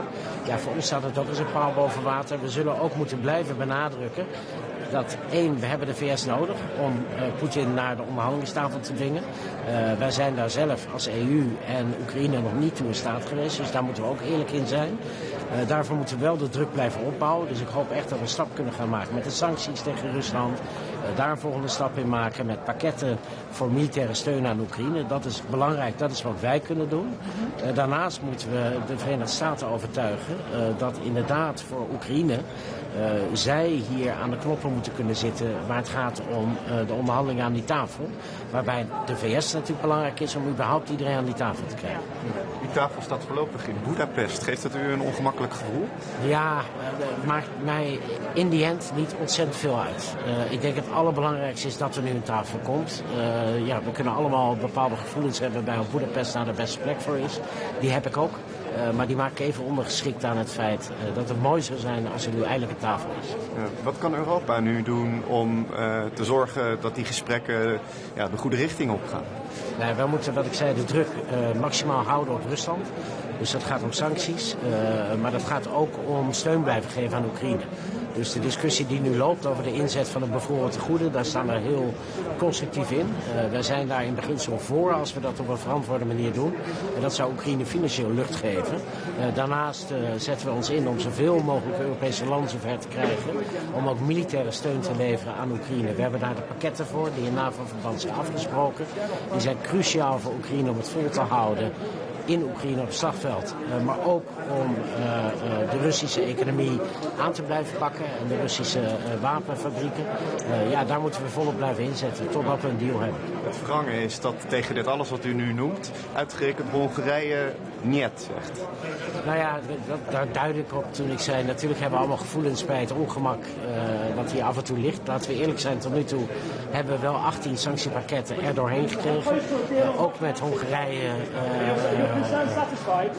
in de EU. Dus in die zin ben ik hoopvol. Ook de 19e gaan we redden. Maar niet vandaag, heb ik begrepen. Nee, maar hopelijk donderdag op de EU-top. Ja, donderdag op de EU-top of kort daarna. Je weet nooit in de dynamiek wanneer alles op zijn plek valt. Maar ik verwacht op hele korte termijn. Kallas wil effectievere en strenge maatregelen ook tegen de schaduwvloot. Wat vindt u van die plannen en kunt u daar iets meer over vertellen? Ja, volledig voor. Wij steunen ook alle plannen die de EU daarvoor op tafel legt. We hebben ook andere voorbeelden. We hebben gezien dat Frankrijk recent een boarding heeft uitgevoerd van een schip. En we kijken heel nauwkeurig of dat voor ons ook soelaas zou bieden. We geloven in het, ons als Nederland, heel geïnteresseerd om te kijken of wij daar ook iets mee zouden kunnen. We hebben al meer dan 400 schepen op de sanctielijst gezet. Meer dan een derde daarvan is door Nederland op de lijst gezet. Dus dat geeft wel aan dat we echt proberen met man en macht om hier naar te kijken. Nou, interessante dingen vind ik bijvoorbeeld vooraf afspraken maken met vlaggenstaten. Om te kunnen boorden op het moment dat er vermoeden is van een schaduwvloottanker. Maar ook om te kijken naar vals gevlagte schepen, die we ook zien inmiddels. Hoe daarmee om te gaan, kunnen we daar dan aan boord gaan. We moeten echt alles uit de kast trekken om dit fenomeen tegen te gaan. Niet alleen vanwege de omzeiling van de sancties, maar ook vanwege het acute gevaar voor onze leefomgeving op het moment dat er iets gebeurt met die schaduwvloottankers. Aan boord gaan, wat moet ik me erbij voorstellen? Wie zou dat moeten gaan doen en wat gaat er dan precies gebeuren? Nou, het is nu creatief kijken naar alle jurisdicties die je hebt om in je economische zone, want daar gaat het vaak om, dus tot 200 mijl uit je kust, iets van invloed uit te kunnen oefenen. En die ligt hem heel vaak in inspecties. Dus dat kan zijn van veiligheidsredenen of visserijinspecties of noem het maar op. Je moet heel creatief kijken naar welke mogelijkheden heb ik om in ieder geval iets van controle uit te kunnen oefenen. En daarin is het Franse geval dus heel erg interessant. Omdat die dat hebben gedaan en uiteindelijk een schip hebben opgebouwd. En wie zou dat in Nederland moeten doen? Ligt dat dan bij de kustwacht of bij de inspectie voor de zeevaart, geloof ik dat het heet? Of het heeft de kustwacht is interessant dat hij die noemt. Die hebben in Nederland op een bijzondere manier ingericht. Daar gaan 7 ministeries over. Met even zoveel diensten die daaronder hangen. Dat heeft soms zijn uitdagingen in de coördinatie, maar ook zijn voordelen. Omdat je dus al die organisaties met hun verschillende mandaten bij elkaar hebt zitten. Dat geeft ook gelegenheid om creatief dit probleem nu aan te gaan pakken. En de capaciteit is er ook? Die capaciteit daarvoor, die moeten we dan gaan vrijmaken. Dit is wel een belangrijk onderwerp. A few questions in English. Yeah. Hello, from the Financial Times. I wondered, I'm probably going to ask you to repeat what you may have just said in Dutch, but I would love to know what your impressions are of the reports. More useful in English. Exactly. What are your impressions of the reports of what Trump said to Zelensky on Friday? What is your reading? What have you heard from your sources about that? And therefore, also, how should the EU assert itself back into the peace process? Yeah, so we read the article in the FT, of course, and we're trying to talk here to colleagues. Our Ukrainian colleague, Minister of Foreign Affairs, will be here this morning. So hopefully we'll be getting a bit more insight into their talks in Washington. I think the Ukrainians are less negative than you presume on the basis of the article in the FT. So I think that they are still fully convinced that President Trump wants to end this war on fair terms. And I think that is good. That is something that we as an EU should applaud. President Trump is probably the key figure in getting everyone to the negotiating table. And we should all aim for that. At that negotiating table, the EU should put the Ukraine in a strong starting position by providing military assistance, by looking into how we can use the frozen assets to give them some financial alleviation in order for them to have the best cards at the table when we get there. How should it be done? You know, it's in Budapest. That's obviously a huge win for Orban. How can the EU make sure that it's not Orban's show and that it's an EU's? Well, to be honest, we will have certain feelings about where the meeting might be held with regards to also the position that Mr. Orban has taken in this conflict. On the other hand, I think the most important thing is that we have a negotiating table, that we get the parties around the table. Up until now, that hasn't happened, and it's very, very needed. Can I ask a question? Oh, go ahead. Excuse me. Le Monde, I have a question on Gaza, and I was wondering what are your expectations of this meeting on Gaza and what you can do now that there is a Trump plan? So I think that all of us here in the room today will applaud the Trump plan. I think it's the only credible plan we've seen in 2 years. The difficulty now will be in implementing the Trump plan, and there we will look at what the EU can do to contribute to the implementation. That can be in the field of security forces, in the field of reconstruction of Gaza. It can be in maintaining diplomatic ties with both sides in order to exert pressure. So we will try to be useful in implementing the plan. We see how difficult it is already in phase one. We've seen the skirmishes and the breaking of the ceasefires over the past few days. Fortunately now it seems to hold again. aid is flowing in. I think that's important for the population of Gaza.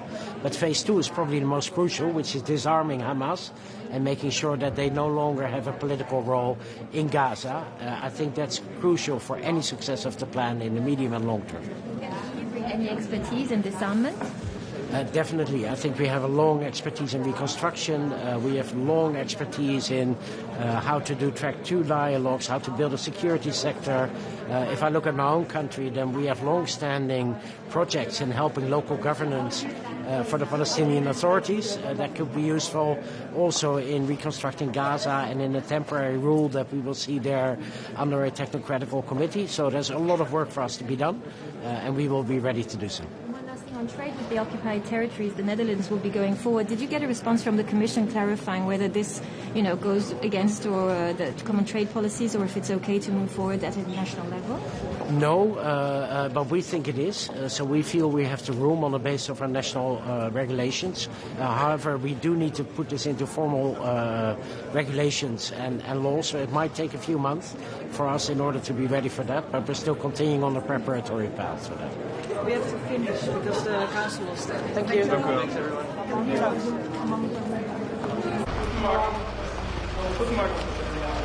Schönen guten Morgen. Ja, grundsätzlich ist es so, dass die Bundesregierung ein ganz klares Ziel hat. Wir wollen sichere, leistbare und saubere Energie für österreichische Haushalte und Betriebe. Die Versorgungssicherheit und die Preisstabilität, das sind die Dinge, die am wichtigsten für uns sind. Das sind die Dinge, die die Wettbewerbsfähigkeit beeinflussen, die unseren Wohlstand gewährleisten und die auch für soziale Stabilität sorgen. Und das ist gerade in Zeiten geopolitischer Unsicherheiten umso wichtiger. Genau deshalb war es uns als Bundesregierung auch wichtig, rund um die Verhandlungen zum heutigen Legislativvorschlag zum Ausstieg aus russischem Gas ganz besonders hinzuschauen. Und eines vorweg, ja, wir werden natürlich dieser Repower-EU-Verordnung heute zustimmen, weil es ist ein ganz klares, unmissverständliches Signal im Ringen um Frieden in der Ukraine. Nichtsdestotrotz, wir haben auf jeden Fall einmal als Österreich unsere Hausaufgaben bereits erledigt. Wir beziehen seit 2025 kein russisches Gas mehr und auch die OMV hat sämtliche Lieferverträge mit Russland beendet. Aber hier geht es jetzt bei Repower EU um den gesamteuropäischen Ausstieg aus Gas. Und das ist ein extrem komplexes und sensibles Vorhaben, wo man auch alle Aspekte sehr sorgfältig abwägen muss. Für uns als Österreich war in den Verhandlungen immer klar, dass wir uns aktiv einbringen und auf genau 2 Momente schauen. Einerseits die Preisstabilität und andererseits die Versorgungssicherheit. Und wenn ich von Marktstabilität rede, dann geht es natürlich in erster Linie darum, dass wir günstige Preise für Europa gewährleisten. Weil das entscheidet nämlich am Ende des Tages darüber, ob wir die Wettbewerbsfähigkeit erhalten, ob wir in der Lage sind, den Standort attraktiv zu gestalten für zukünftige Investitionen, ob Betriebe abwandern oder hier bleiben, ob wir Arbeitsplätze sichern und schaffen oder Arbeitsplätze an andere verlieren.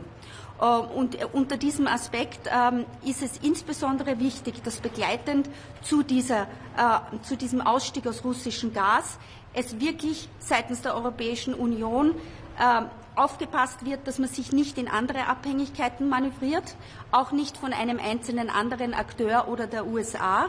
Wir müssen weiterhin dranbleiben und unsere Gaslieferungen diversifizieren in Europa und im Sinne der günstigen Preise auch den europäischen gemeinsamen Gaseinkauf forcieren. Was uns als Österreich besonders wichtig war, im Rahmen dieser Verordnung auch tatsächlich diese Review-Klausel hineinzuverhandeln. Warum? Es geht darum, dass damit die Europäische Kommission nach 2 Jahren überprüfen wird, ob die Wirkung der Zielsetzungen tatsächlich eingetroffen ist. Und wenn es um Wirkungen geht, ist es längst an der Zeit, das werden wir auch bei der SOS-Gasverordnung einbringen, dass wir uns um ein europäisches Herkunftsnachweissystem für Gas kümmern. Warum?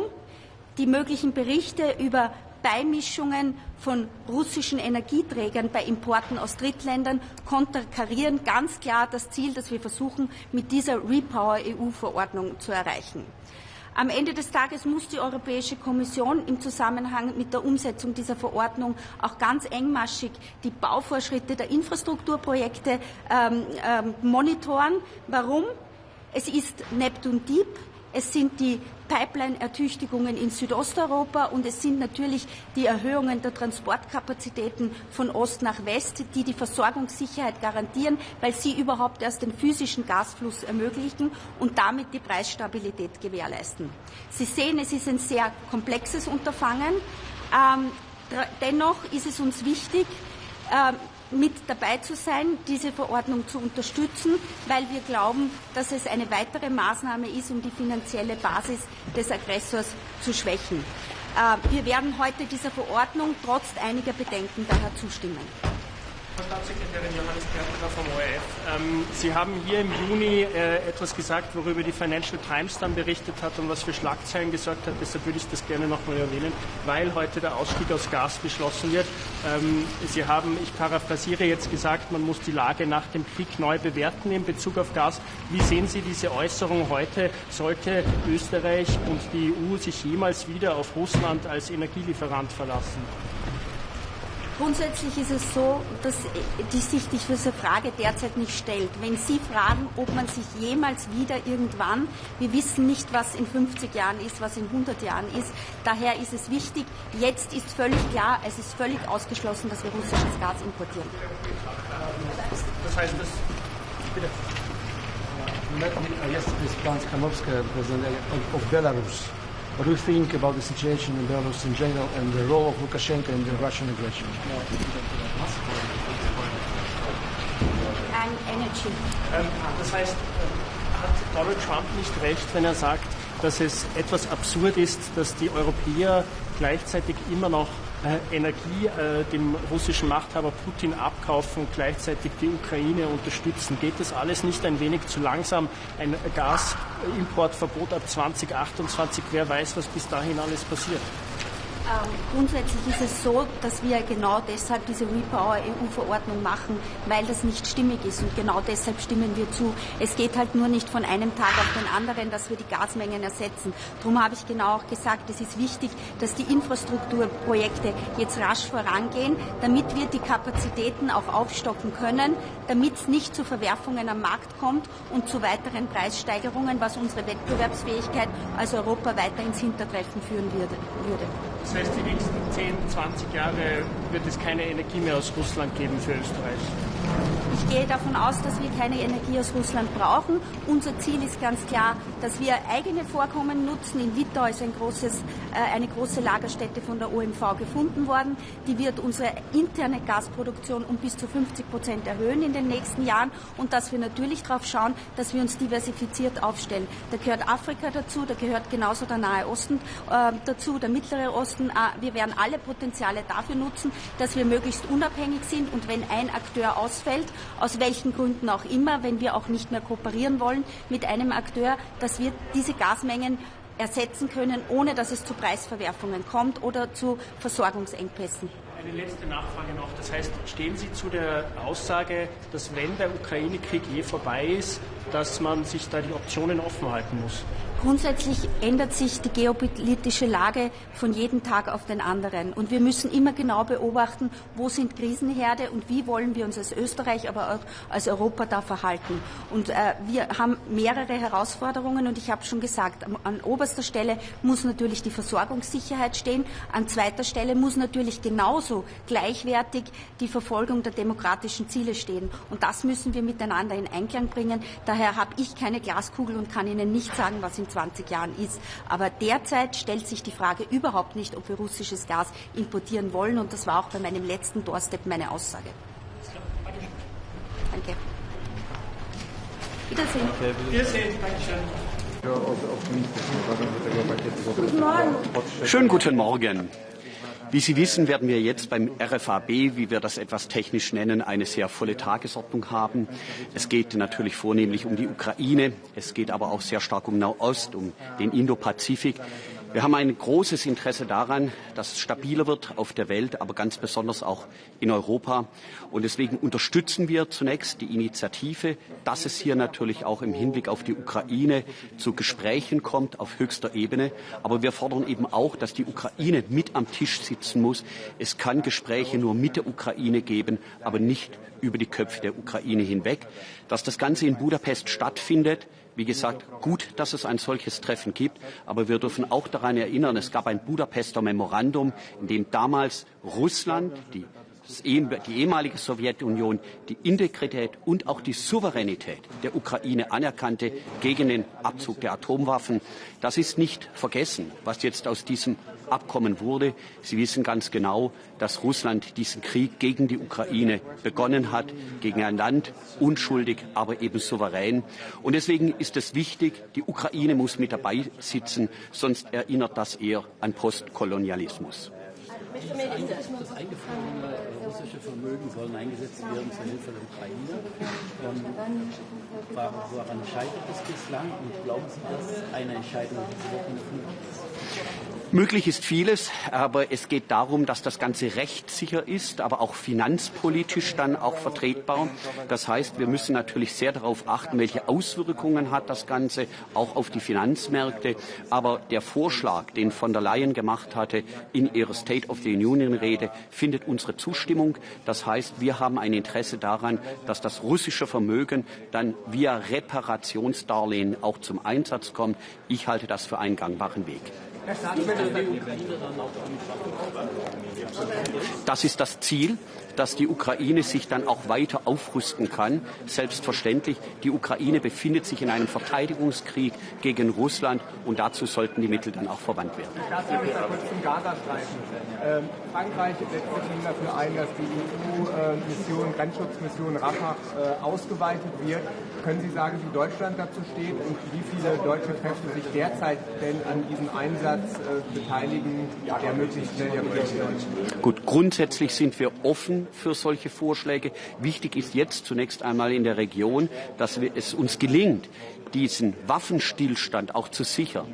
Und die Hamas ist alles andere als entwaffnet. Man muss nur an die Bilder denken, die hier bis in die Wohnzimmer Deutschlands hineinreichten, als Palästinenser exekutiert wurden auf offener Straße. Also kann es mit der Entwaffnung der Hamas offensichtlich nicht so weit her sein.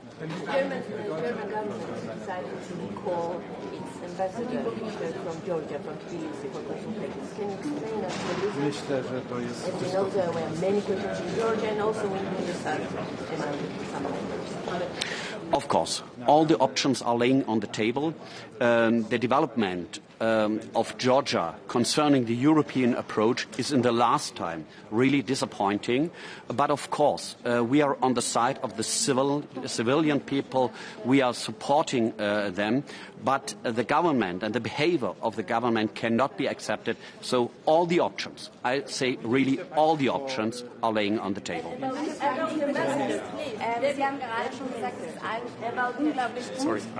Sie haben gerade gesagt, es ist unglaublich gut, dass es überhaupt besprochen wird. Am Freitag haben sich Trump und Zelensky getroffen. Das lief nach Medienberichten katastrophal. Wie sagen Sie, Sie sagen schon, ist es eine Provokation, dass es auf europäischem Boden stattfindet? Und warum sind da keine europäischen Staats- und Regierungschefs eingeladen? Was sagen Sie dazu? Zunächst ist es wichtig, dass Europa mit einer Stimme spricht. Nur dann, wenn wir mit einer Stimme sprechen, sind wir tatsächlich auch handlungsfähig und kraftvoll und machtvoll. Das hat in der Vergangenheit in der Tat gefehlt. Deswegen muss Europa Teil des Spiels werden, in Anführungszeichen, was das Spiel angeht. Wir reden hier über Ernst, wir reden hier über Krieg und Frieden. Wir reden darüber, ob es gelingt, die Europa nicht nur zu stabilisieren, sondern auch die Ukraine. Und was ich damit meine, die Ukraine braucht keinen Diktatfrieden, die Ukraine braucht Sicherheit. Und deswegen geht es im Kern darum, wie können wir in Zukunft die Sicherheit der Ukraine garantieren. Und da sind alle Staaten willkommen, die die westlichen Werte teilen. Hoffentlich auch in Zukunft.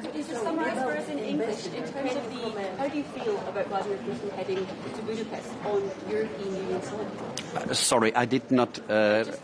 About how you feel about Vladimir Putin, an indicted, a suspected war criminal, heading to EU soil for a meeting in Budapest. I mean, Hungary doesn't represent your point of view. Of course, Hungary will not share my point.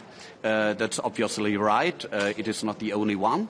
But on the other hand, I can only repeat what I said before. It is absolutely necessary that we talk now how this war can be stopped. But it can only be done with Ukraine and not without Ukraine. Ukraine has to sit at the table. Otherwise, it cannot be accepted that it will be a fair deal, a fair agreement. And this can only guarantee it when the interests of Ukraine are represented, and it can only be done with Ukraine itself. Ukraine only can speak for itself. Ich würde gerne nochmal auf meinen Kollegen und seine Frage eingehen. Gerne. Und zwar, wie soll man jetzt damit umgehen, dass der geblockt wird, und also Blockages Issues sind? Und zweitens, der Kanzler hat sich ja sehr stark positioniert in Kopenhagen, hat gesagt, das geht sehr schnell durch. Sehen Sie diese Woche bei Frozen Assets einen Durchbruch? Noch einmal, ich kann nur wiederholen, was ich vorhin gesagt hatte. Ich sehe das als möglich, aber es müssen eben auch die rechtlichen Kriterien geklärt sein, genauso wie die finanzpolitischen Auswirkungen. Das hat aber auch der Kanzler stets so betont. Das ist wichtig, gerade auch im Hinblick natürlich auch auf andere Staaten. Sie wissen, Euroclear sitzt in Brüssel. Es muss dann auch durch entsprechenden Garantien abgefedert werden, dass da kein Risiko entsteht, auch für andere Staaten. Das alles muss gewährleistet sein, wird gewährleistet sein. Und dann sehe ich auch die Möglichkeit gegeben, dass wir hier zu einem Durchbruch kommen. Und die russischen Assets, wir reden immerhin über die Summe von 140 Milliarden Euro, dann auch herangezogen werden können, dass die Ukraine Waffen kaufen kann, vornehmlich auch in Europa, und sich damit besser verteidigen kann, auch in der Zukunft. Herzlichen Dank Ihnen. Vielen Dank.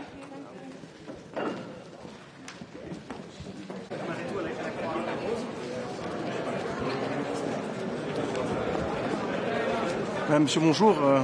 Alors c'est un grand plaisir pour nous évidemment d'être aujourd'hui présent à Luxembourg pour la concrétisation au niveau du Conseil de ce programme et de ce plan Repair EU initié sous présidence belge déjà à l'époque, mais également de venir discuter d'un deuxième point qui est crucial pour la Belgique notamment, qui est l'électrification.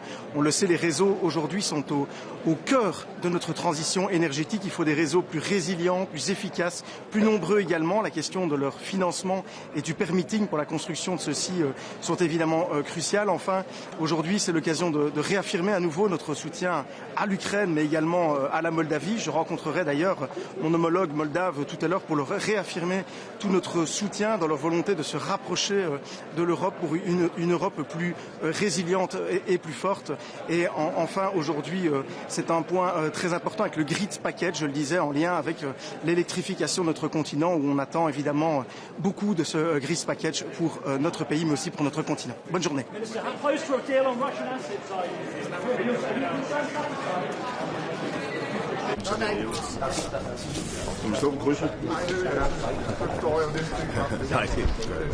Spørger du? Jeg vil også spørge. Ja.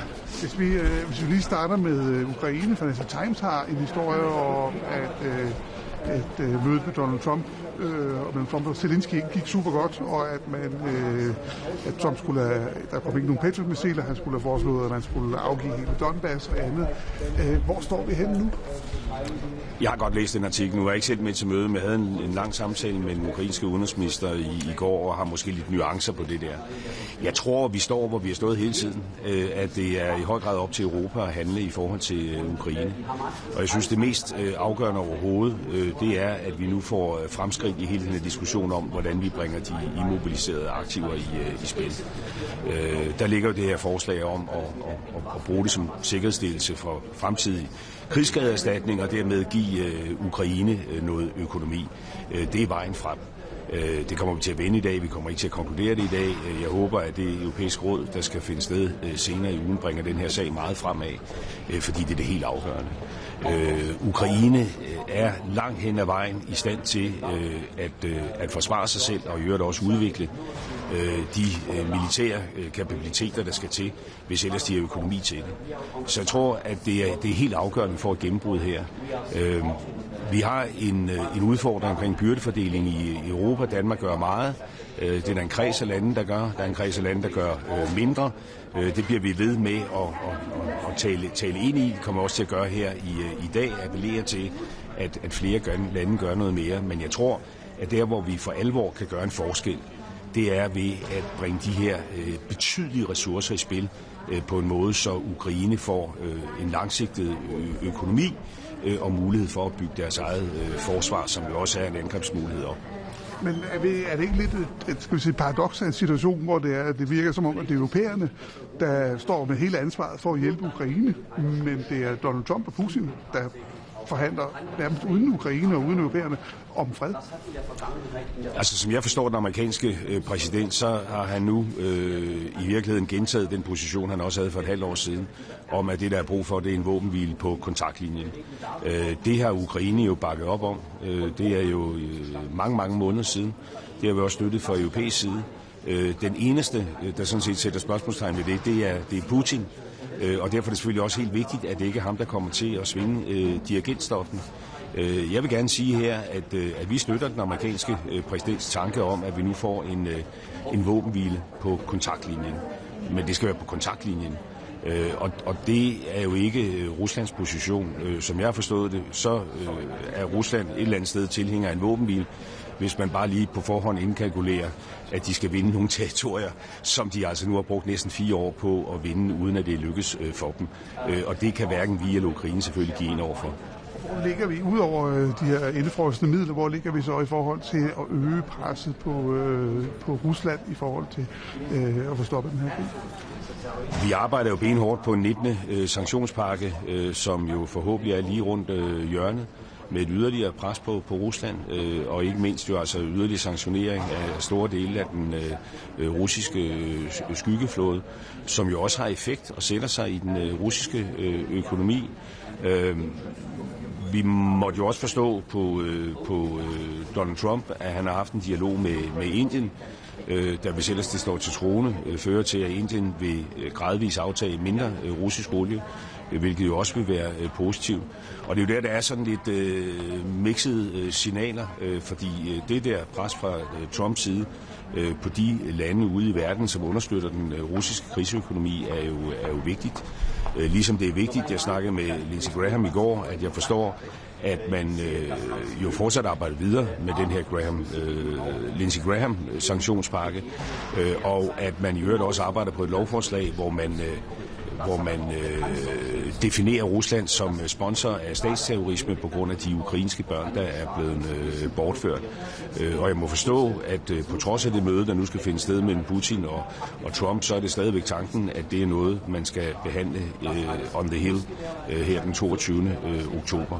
Så det er jo vigtigt, at vi også fra EU's side opretholder det her pres, så det handler om yderligere sanktioner, det handler om at understøtte Ukraines evne til at forsvare sig selv, og der peger jeg bare på, at vi har brug for nu snart at få et gennembrud på det her med de immobiliserede aktier. Hvad siger du til, at der pludselig bliver indkaldt til et muligt topmøde mellem Trump og Putin i Budapest, altså internt i EU?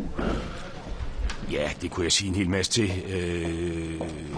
Ja, men det er jo ikke noget, der flytter på omstændighederne. Altså det, der er det helt afgørende, det er, at vi nu manifesterer stærk opbakning til Ukraine. Derfor må man også se at komme op til det her møde med den ukrainske udenrigsminister.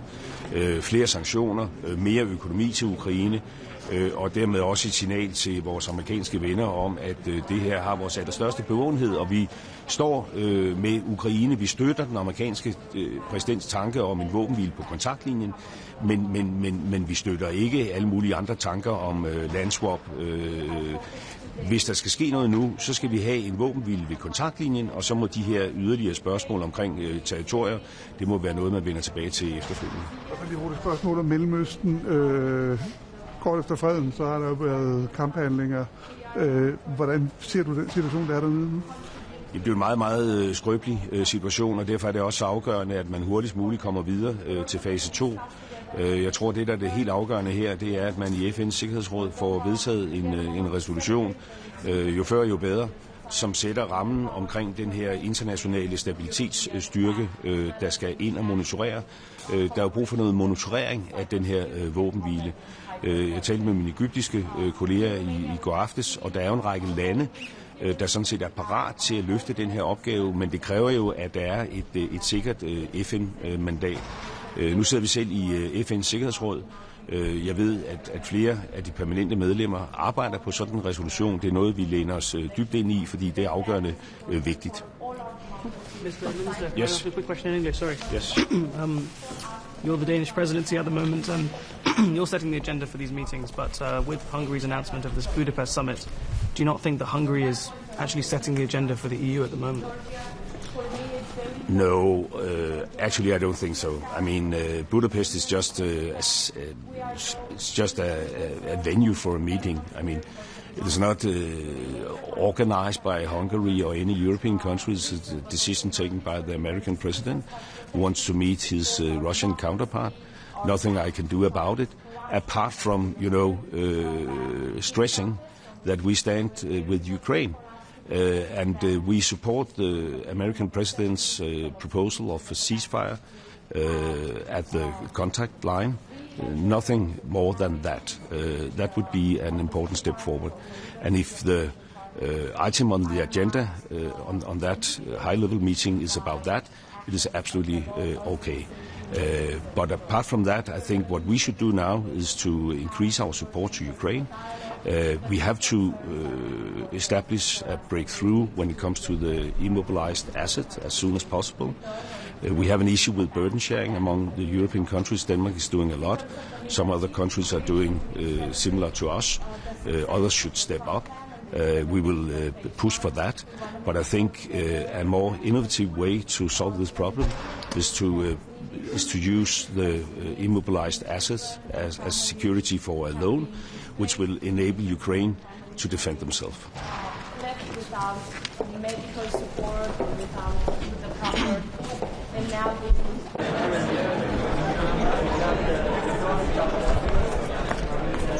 Bonjour à tous et à tous. Je suis de retour au Conseil énergie avec grand plaisir. J'y étais il y a un peu moins d'un an et je suis très heureux de voir les progrès qui ont été... On l'a refait ? Je suis très heureux de voir les progrès qui ont été réalisés en un an, à la fois par l'Alliance du nucléaire, réunion à laquelle je viens de participer, et dans le cadre de la préparation du Conseil énergie, des pas de géants ont été accomplis pour mettre l'énergie nucléaire au cœur de la stratégie industrielle, pour continuer à investir dans la souveraineté énergétique et industrielle de l'Union européenne. Et évidemment, c'est un point très important aujourd'hui pour continuer à soutenir nos amis, nos alliés ukrainiens dans le conflit suite à l'invasion de la Russie. Aujourd'hui, on a des sujets très importants sur la neutralité technologique, il y a eu beaucoup de progrès là-dessus, sur le financement, sur l'électrification des usages, et donc on va avoir une discussion très intéressante sur ces trois sujets. On a aussi des progrès à faire sur l'Ukraine. On souhaite véritablement sortir progressivement, mais certainement, de la dépendance européenne à l'énergie fossile russe, et ça fait partie des discussions qu'on aura aujourd'hui. L'État, voilà, avec les derniers ajustements de la présidence danoise, est-ce qu'il vous convient Sur REPowerEU. Oui, je pense qu'on a bien progressé et je pense qu'on est vraiment sur la bonne voie pour lancer un signal très fort à nos amis ukrainiens et très fort aux Russes. Maybe a few words in English. I'm here for the Energy Council. I was here a year ago, so I've been able to see how much progress has been made on all the very important subjects that we feel are very important in order to ensure European sovereignty, European industrial competitiveness and energy transition. We're working on technological neutrality, we're working on financing, we're working on electrification of usages. And obviously, a very important point of the Council today, we're going to work on helping Ukraine in their war against Russia. And we want to make sure that surely we aim at reducing and then annihilating our dependency on Russian fossil fuels. Merci beaucoup. Merci.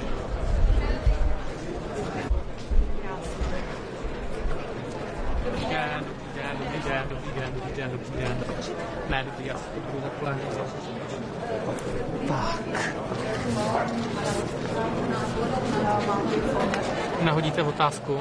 Mám nahodit, dobře. Klidně, tak, pane ministře, tento týden paní šéfka unijní diplomacie říkala, že očekává schválení 19. balíku sankcí, tak máme tam ten náš český návrh známý, tak v jaké je to fázi, jak to vypadá? Máme podporu pro náš návrh? Tak v tuhle chvíli to vypadá, že ten sankční balík musí ještě projít skrze Evropskou radu, nebo že Evropská rada, věřím, by mohla být to místo, kde se věci odblokují. Takže by to mohlo být tento týden, ale já u sankcí říkám, že dokud není hotovo, tak to prostě neplatí. Samozřejmě jsem velice rád, že v tom 19. sankčním balíku je i ten návrh, se kterým jsem původně přišel já, se kterým přišla Česká republika, tedy i omezení pohybu ruských diplomatů v rámci Schengenu, tak abychom nastolili plnou reciprocitu ve Vídeňské úmluvě v akreditaci diplomatů a má to samozřejmě i nezbytný bezpečnostní rozměr. Proč není možné schválit 19. balíček už dnes? Co tomu stále brání? Slyšeli jsme, že o víkendu Rakušané stáhli své veto, čili co tomu ještě dál brání? Já se přiznám, že v tuhle chvíli úplně tu detailní znalost nemám, ale vnímám, že se to týká střední Evropy a energetiky. Ráda bych se zeptala ještě na plány amerického prezidenta Trumpa, který minulý týden oznámil, že se chce sejít s Vladimírem Putinem, a to pravděpodobně v Budapešti. Tak jak vnímáte to, že by tato schůzka měla proběhnout na území Evropské unie i vzhledem k tomu, že na Putina je vydaný mezinárodní zatykač? Vlastně bude to už druhé setkání mezi Putinem a Trumpem. Já myslím, že je legitimní, aby se tyto světoví státníci setkali. Záleží vždycky v jakých kulisách a o čem mají diskutovat. Já říkám, že pokud se mají bavit o Ukrajině a o nějakém třeba míru na Ukrajině, tak u toho vždycky musí být Ukrajina. Nevynechávejme ji z toho, aby se nestala tím objektem té diskuze. Samozřejmě pro Budapešť to bude velmi prestižní, bez pochyby. Kladu si otázku, jakým způsobem hodlají třeba naložit s mezinárodním zatykačem, ale viděli jsme, že Budapešť se vlastně k této instituci staví způsobem, že s ní chce odejít. Tak to jsou takové otázky, které si kladu. Ale nic konkrétního vlastně zatím potvrzeno nebylo. Máme pouze ten záměr, ale detaily ještě nevíme. Ještě jedna otázka teda k dalšímu tématu. Na stole jsou stále navržené sankce proti Izraeli, respektive proti extremistickým izraelským ministrům, plus ten návrh na pozastavení částečné asociační dohody. Tak jak by s tím Rada měla aktuálně naložit podle vás? Já se přiznám, že v tuhle chvíli není podle mého názoru prostor, aby takovéhle sankce byly přijaty. A to je ale postoj, který sdílí celá řada členských států. Děkuju vám. Tak jo, určitě. Tam vlastně se objevily dva návrhy, kdy ukončit dovoz ruského plynu, že jo? Evropská rada nebo původně navrhovala leden 2028 a výbor ITRE vlastně navrhl to udělat už o rok dříve, leden 2027. Nevíte, k jakému návrhu to jako, který má větší šanci uspět? Takhle vám to tady neřeknu na místě. Česko je na to připraveno, takže nás jakoby takovéto návrhy neomezují. My jsme si své domácí úkoly odpracovali, máme MSHV, kontrakty v Německu, plynová infrastruktura je propojená, takže my jsme připraveni a podporujeme ukončení co nejdříve. Jaký návrh nakonec projde, nedokážu rozhodnout. Tak jo. Aha. Ne, dobrý, vy jste taky spokojený? Tak jo, díky moc, děkuju. Díky, nashledanou.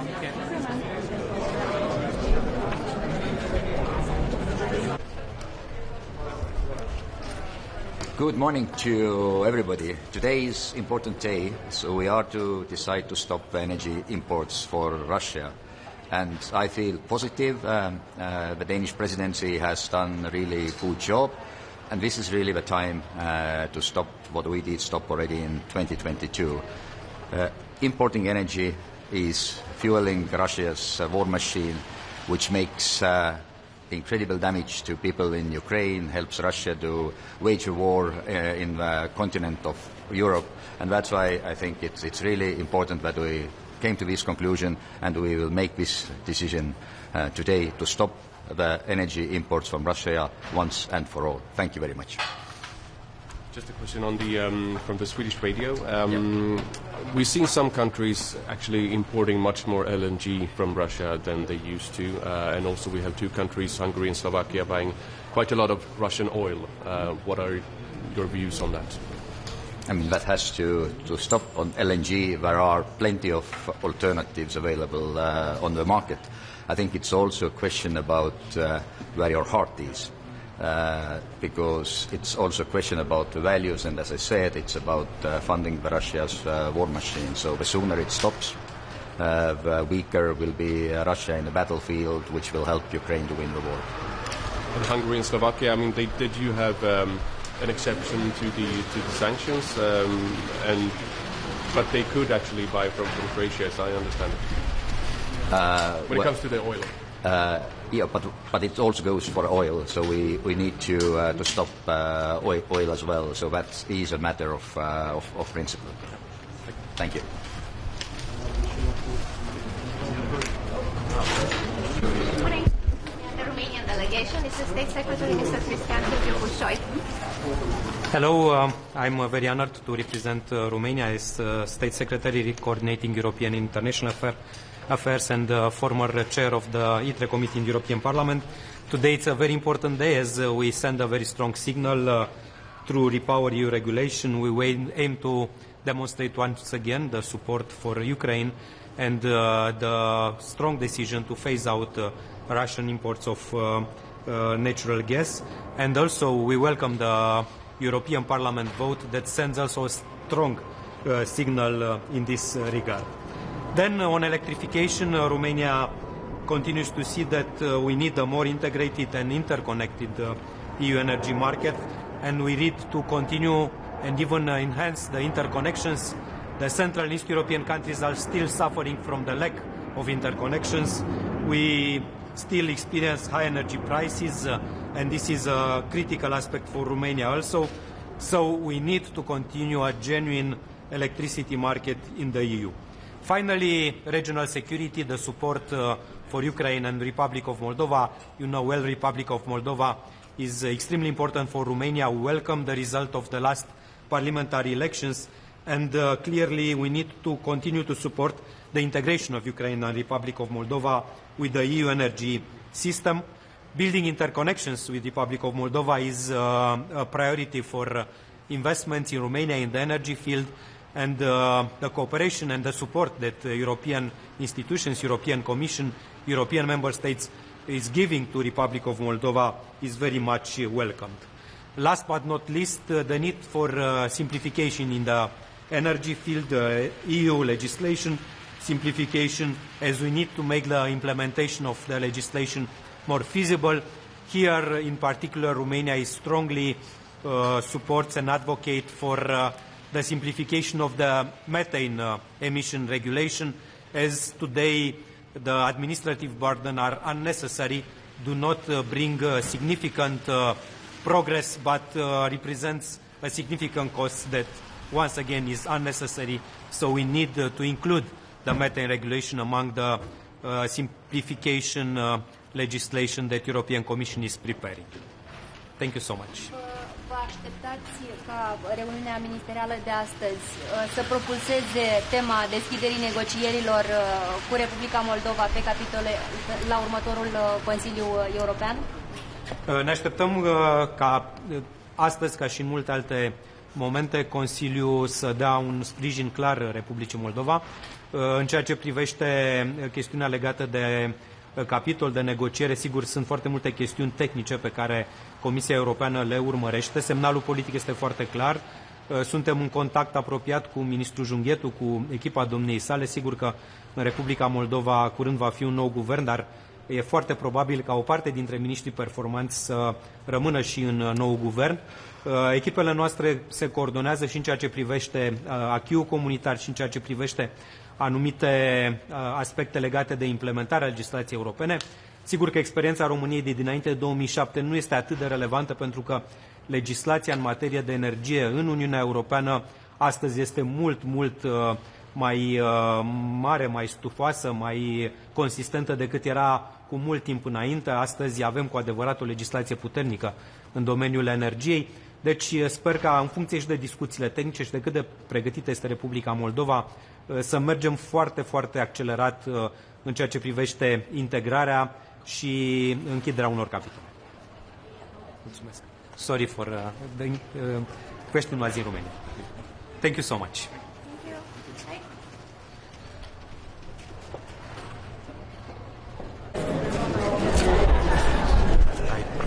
Good morning. I'll start off in Spanish and then I'll switch over to English. Hoy es un día muy importante para el futuro energético de Europa. Aquí en Luxemburgo, en el Consejo de Ministros de Energía, vamos a abordar la propuesta de reglamento para la eliminación de la dependencia energética de Rusia. Y España viene a este Consejo con dos mensajes muy importantes. El primero, España va a apoyar el reglamento para la eliminación de la dependencia energética de Rusia. Entendemos que aborda pues, lo que pedía España desde el principio, medidas a nivel europeo, medidas jurídicamente solventes y medidas que nos permiten pues evitar que la energía sea un arma de guerra. Y el segundo mensaje es que España está lista para abordar la situación energética que se abre ahora. El reglamento pide a los Estados miembros un plan de diversificación para sustituir ese gas natural por otras alternativas. España no solamente puede importar de cualquier fuente, España ya recibe gas de más de 15 países distintos, tenemos un suministro altamente diversificado, pero sobre todo España está lista para sustituir la dependencia de gas natural independientemente de su origen. Vamos a avanzar en energías renovables, en electrificación, en gases renovables, en eficiencia energética. En definitiva, hemos aprendido que la dependencia de gas natural de terceros países es peligrosa para la economía, es peligrosa para la seguridad europea y nacional, y España estamos listos, como digo, para acelerar esa descarbonización y esa reducción de la dependencia energética. Le quería preguntar también por el tema del cambio de hora. ¿España va a reavivar este debate y qué es lo que va a proponer especialmente? Efectivamente, España hemos solicitado que se incorpore un punto en el orden del día del Consejo de hoy para reabrir el debate sobre el cambio de hora. Nos acercamos ahora a finales de octubre, vuelve a tocar cambiar la hora del reloj. Eso nos afecta a todos, nos trastoca las agendas, nos trastoca los ciclos diarios, y lo que estamos viendo es que la evidencia de que eso genere ahorros energéticos es cada vez más tenue. El sistema energético está cambiando mucho. Entendemos que es importante reabrir el debate para pues encontrar una solución que funcione lo mejor posible, conscientes también de la diversidad europea, norte, sur, este, oeste, pero entendíamos que era importante reabrir el debate y abordar una cuestión que es que para la ciudadanía española y europea es importante. Para España, ¿cuál sería un poco la solución? ¿Que cada país pueda elegir? ¿Cuál sería un poco la propuesta?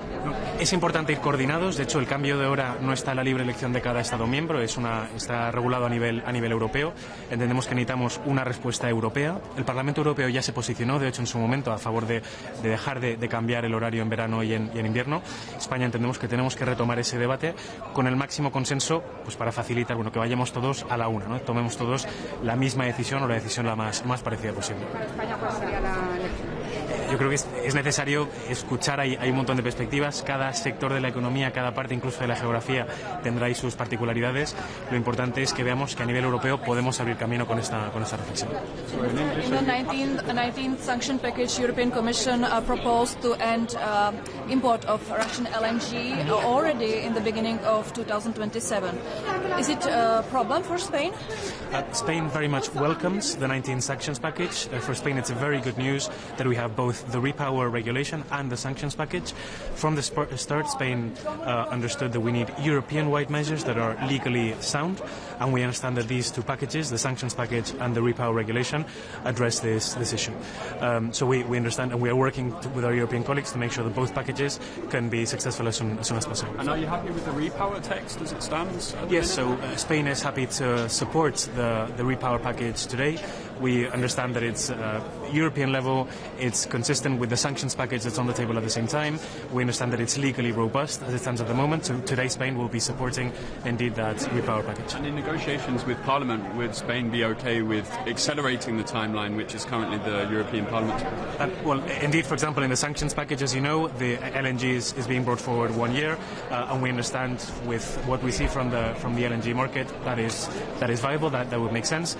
Spain's perspective is not only how do we address the lack of Russian gas and replace that with other gas. For Spain, it's very important to see how we eliminate dependence from gas wherever it may come from.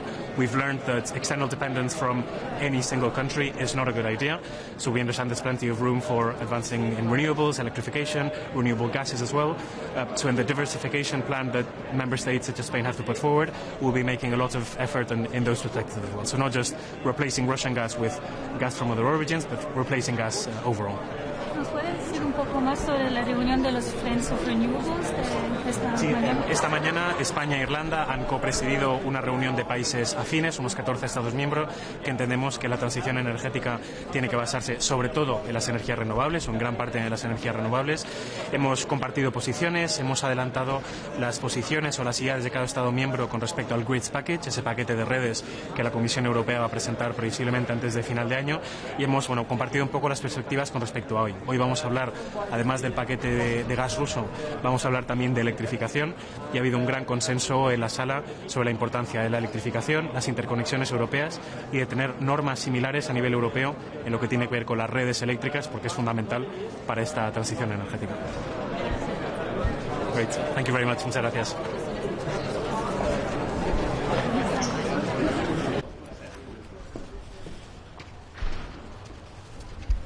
Good morning. I'll start in English. Three main topics for today's Council. Looking forward to the discussion on Repower EU and finally cutting our dependency of Russian gas. Second is the discussion on electrification, and then the topic of integration with Ukraine and Moldova. And just to start off with Repower EU, my comment is basically on behalf of Sweden. It's about time. And congratulations to the Danish presidency who managed to finalize this early on during this fall. I think this sends a great message, a message of strength to Russia in these very troublesome times as well. We have pushed on behalf of Sweden for a very ambitious level to this, and now it's time to start walking the talk, and I look forward to finalizing this today. My main comment on electrification is basically the possibilities that comes with electrification. It's not a fantasy. It is very much a Swedish reality. As Swedish media knows, I just had a groundbreaking ceremony in Luleå for a new steel plant for SSAB. Managing to deliver electricity to their steel plant will cut Swedish emissions by 7%. The total of Sweden's emission by 7%. So this example, I think, shows that electrification truly is the way to be able to combine competitiveness, economic growth, cutting emissions, and taking our security very, very seriously. Last, I really just want to emphasize our long-term support for Ukraine. I'm happy that we have representation from Ukraine here today, although we don't have the minister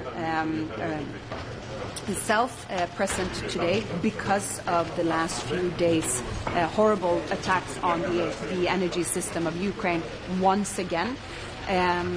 But this is the reason that this is our long-term, most prioritized foreign policy issue, the support of the Swedish people to Ukraine. Last but not least, just want to comment on the meeting that I just stepped out of this morning, and you just met with my Romanian colleague, first time not a Swede or a French minister leading the nuclear alliance. I think that's also a great signal. Today we were happy to welcome Estonia as full members of the nuclear alliance, and also with Greece as observers. And I mean, Greece is not known to be a nuclear power nation. I think this is very significant to have a non-nuclear power EU nation join the nuclear alliance and emphasize the need for more fossil-free baseload, welcoming more nuclear power into the Union, whether or not the member state itself will actually build more nuclear power. This is in line with what we're seeing with the NB8 countries as well. Sweden just hosted a Nordic Nuclear Investment Summit on nuclear issues, making starting off Sweden as sort of a hub for new nuclear investments in the Baltic Sea region. And this is the shift that we're seeing also in Denmark. They might not be building new nuclear themselves, but they see and acknowledge the need for it in the system as a whole. So I think this is a quite big trend shift within the European Union, send a very strong message to the Commission as well. Okay. Om Repower EU och beslutet som ni då ska fatta idag, kan du förklara vad innebär det här? Men det här innebär ju nu att alla medlemsstater åtar sig att ta fram en detaljerad, konkret plan för hur man helt ska kapa sitt beroende utav rysk gas. Och det kommer att ske i steg, men senast 1 januari 2028 så ska man nu ha lyckats kapa detta. Och det är ju anledningen till att jag som svensk minister säger också it's about time. Det är hög tid att vi lyckas ta det här steget. Men det är ett stort steg. Det har varit stor turbulens inom unionen i den här frågan, och det är stort att vi lyckas få detta över mållinjen. Men att vissa länder då skulle få till 2028 på sig, det är ju flera år framåt i tiden och det är ganska många miljarder som pumpas in i Putins krigskassa. Är det här bra nog? Nej, men vi hade gärna sett att detta hade skett betydligt tidigare och med en högre ambitionsnivå. Men läget ser ut som det gör, och det är otroligt viktigt att visa på enighet och att vi lyckas få detta över mållinjen överhuvudtaget. Och samtidigt i andra änden så trycker vi på med hårda sanktioner. Vi är uppe i många antal sanktionspaket nu, och det kommer ju fortsatt behöva vara en nödvändig väg framåt parallellt med att vi nu skiftar bort ifrån rysk gas, äntligen. Apropå enighet där, nu pratar ni visserligen om gas, men när det gäller, om vi tittar på olja så är det ju 2 länder som har undantag, Ungern och Slovakien, som inte alls har försökt fasa ut det där, utan snarare kanske tvärtom. Ungern köper betydligt mer olja från Ryssland nu jämfört med före det fullskaliga kriget startade. Hur ser du på det? Jag kan bara beklaga det. Och samtidigt så erkänner vi att de har en helt annan geografisk situation än vad många andra EU-medlemsländer har. Men jag hoppas att i diskussioner som kanske rör andra energifrågor kan handla om till exempel tillgången till kärnbränsle som Ungern behöver för sina kärnkraftverk, att man kanske skulle kunna hitta en konstruktivare väg framåt om det går att hjälpa dem i att stärka andra delar av deras energisystem, att de då också skulle kunna ta ytterligare steg här. Men det är klart att vi har ju fördömt och delar ju inte deras syn på deras vägval. Som jag förstår det, när jag pratar med experter, så kan de faktiskt ersätta den ryska oljan med olja från Kroatien rent kapacitetsmässigt. Det skulle vara dyrare bara. Tycker du det vore okej att EU pumpar in, alltså genom form av finansiellt stöd för att kompensera dem? Vi har ingen konkret svensk ståndpunkt på specifikt den lösningen. Men vår viljeriktning är ju väldigt tydlig, och där har vi varit beredda att vara så att säga väldigt konstruktiva och kreativa i lösningar så länge slutresultatet är att vi blir av med vårt stora ryska beroende som vi fortfarande har, samtidigt som det är ett fullskaligt invasionskrig på europeisk mark. Så jag har svårt att se att vi inte skulle kunna vara på något vis hjälpsamma i en sån lösning. Just Ungern har ju också rysk kärnkraft på sätt och vis, i och med att det är ryska Rosatom som bygger deras kärnkraftverk och liknande. Hur ser du på det? Vi har ju från svensk sida via Westinghouse i Västerås lyckats hjälpa Ukraina i att fasa ut sitt beroende utav ryskt kärnbränsle till exempel. Och de har ju också ryskbyggda kärnkraftverk på Ukrains territorium. Så det är ju klart att vi skulle ju gärna vilja se den typen utav lösning, och att vi bistår från Sveriges sida till fler EU-länder på samma sätt. Och det här har jag ju med ganska tydlig skärpa också markerat till mina EU-vänner. The European Parliament has already agreed its position on the Repower EU proposals, and it wants to accelerate the timeline on both oil and gas. Obviously, the position among member states has not yet been agreed, but do you see an appetite to go faster? From a Swedish perspective, definitely. And I've made it very clear, my comment today is it's about time. I'm happy the Danish presidency managed to bring this far and across the finish line as it seems today. But it truly is about time. And it is a quite lengthy timeline also to fulfill this commitment that we are setting out today. Any way where we can be constructive and creative in increasing the tempo of that timeline, Sweden will be here to assist. A question about nuclear. Obviously the EU-US trade deal talks about this very large amount of energy imports that the EU should engage with, and the Commission is talking about some of that being nuclear. How much potential do you actually see for a large amount of nuclear imports of technology and so on from the US? No, but I think there is great potential to this, but I think that the main answer should be that the European Union now does its own homework. We have a clear majority for technology neutrality, i.e. also paving way for fossil-free baseload sources as nuclear power within the Union. We have a majority in Parliament, we have a clear majority in the Council, and things are now shifting dramatically from the Commission as well. What I've asked the Commission today in today's meeting is be mindful of the double command that we are signaling now, having documents moving in the right direction on one end and some old documents still putting nuclear in the same category as tobacco or forbidden arms or even trafficking. And this is what we'd like to see, a sort of streamlining of all of the systems. And given the conference that we just had in Stockholm that I referred to earlier, we are seeing how the private capital around the world, we had representation from JP Morgan, Citibank and so forth on stage in Stockholm, they all point to this. Why is not private capital being allocated to the European market at the same rate as in China, for example, or in Northern America? And it is for the very simple reason that it's not being treated the same as investments in renewable power sources. And I think, could we manage to see a sort of cleaning up of the funding, EU funding and regulations on that side simultaneously with the new documents incoming, then that would we would see a major shift in how much would we depend on, for example, the US, and how much could we fix on our own.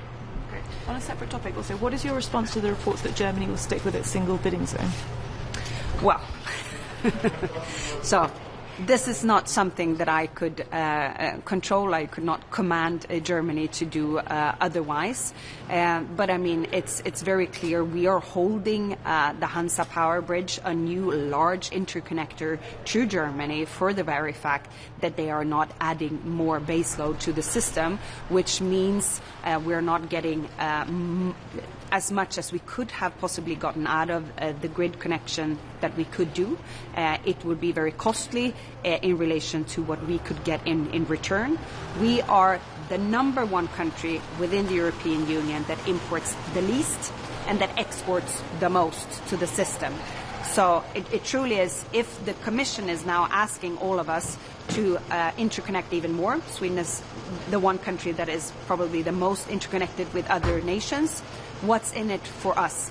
We are doing exactly what the Commission is now planning to roll out for the whole of the European Union, and I can tell you it will not be the answer. It will be costly, it will not be able to increase consumption from industry, and you will see more friction, like we've seen between Denmark and Norway, for example, where more countries will hold on interconnections if we are not adding more baseload.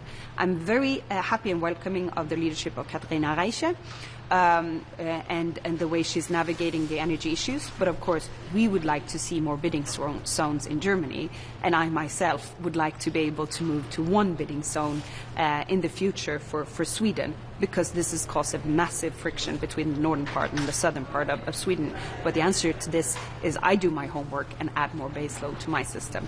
But we will propose new bidding zones next year. So look out for that. Yes, for Sweden. And this is because the system that we were asked to use from a European level did not take into consideration a lot of the decisions that we had already made for the Swedish energy system. So it turned out with very sort of weird versions of possible bidding zones that were not true to reality. So this is why we are redoing that whole operation, and we will have a new proposal in the spring next year. Super. Thank you so much. Have a good day.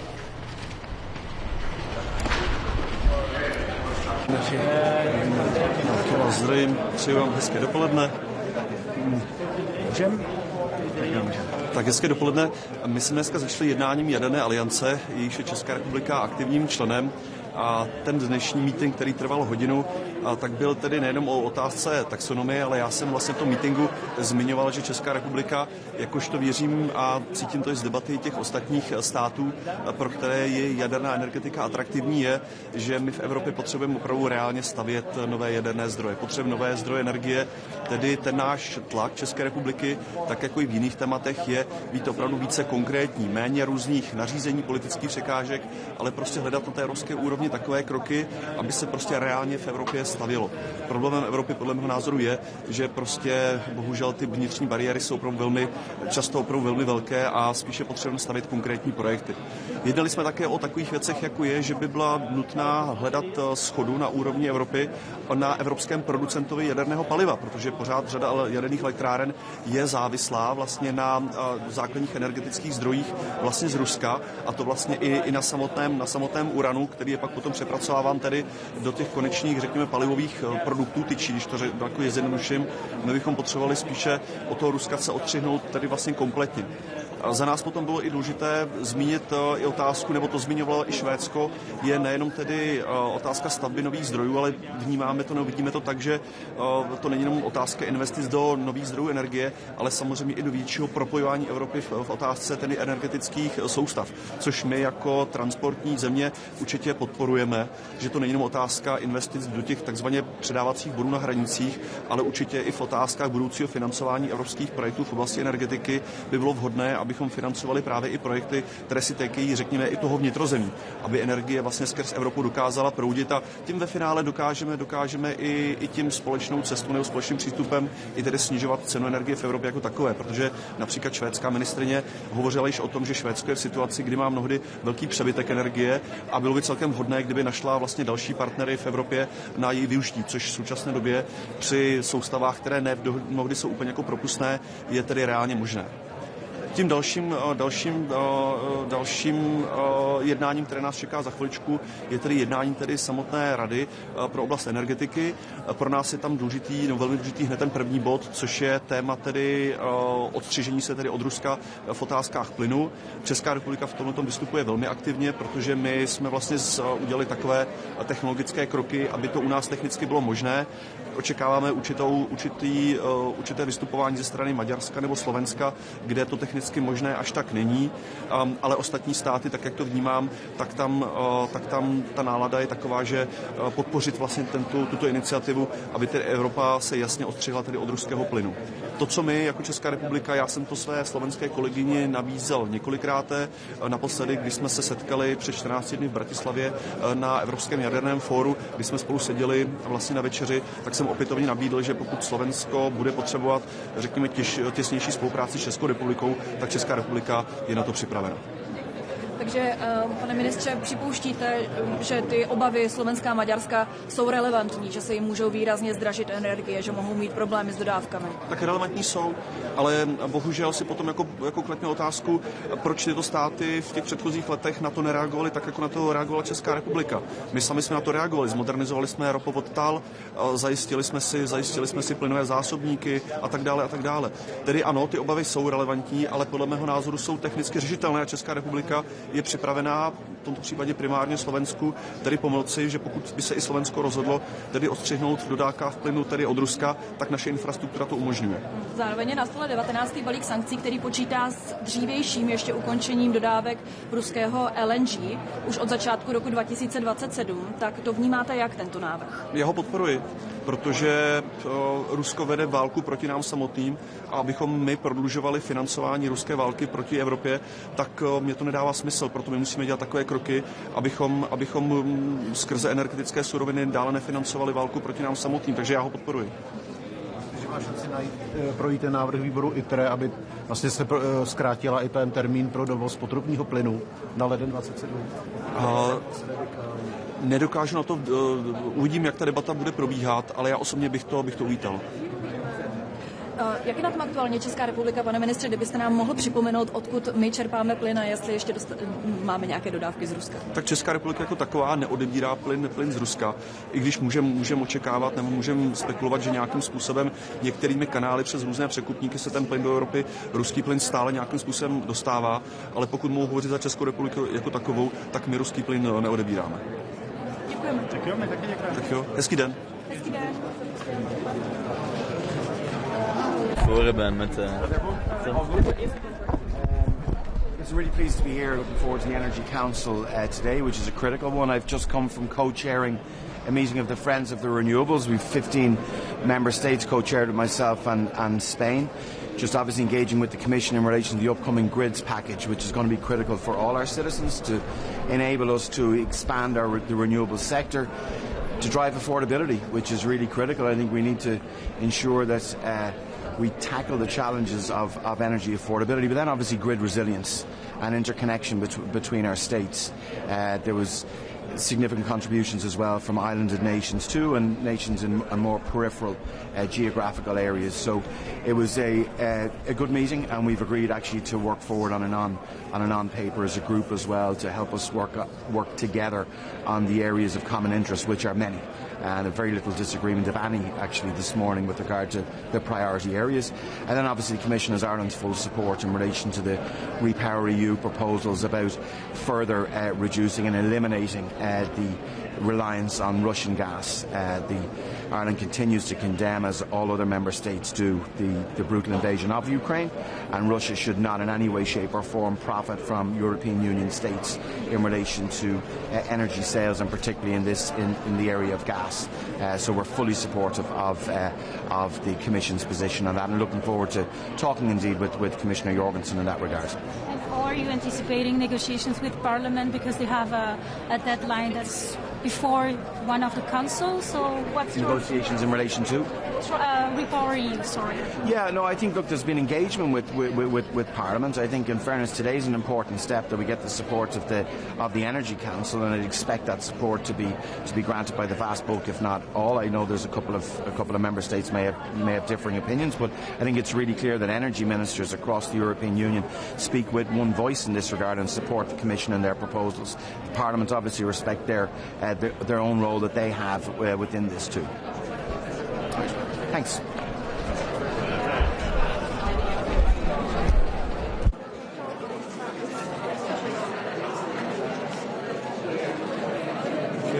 Good morning.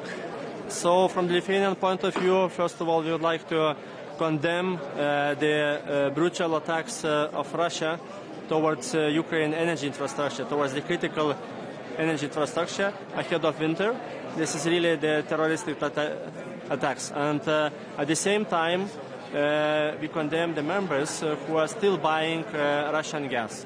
So today is a really important day for the EU because we are ahead of adopting the general approach on the Repower EU. And the Repower EU is really critically important for all the Europe because it will permanently phase out the import of Russian gas. And that's, after that we will be, of course, independent from the Russian fossil fuels, and we will prevent the financing of the Russian war machine. And that, of course, it will be no possibilities for Russia in the future to make the sabotage against the EU countries. The second point is really important that we have agreed on the text, and there are no way for the weakening of that, and we are looking forward, of course, to strengthen this in the future together with the European Parliament. Last but not the least, I would like to stress to the very important element. This is about the support to Ukraine in this critical time. And here, from the Lithuanian point of view, of course, we are mobilizing the auto transformers, sending this to Ukraine, also supplying gas through the Lithuanian LNG terminal. We had the first cargoes already, and the third cargo it will be in November. So looking also for further possibilities how to supply Ukraine with the gas through Lithuania. Thank you. Thanks.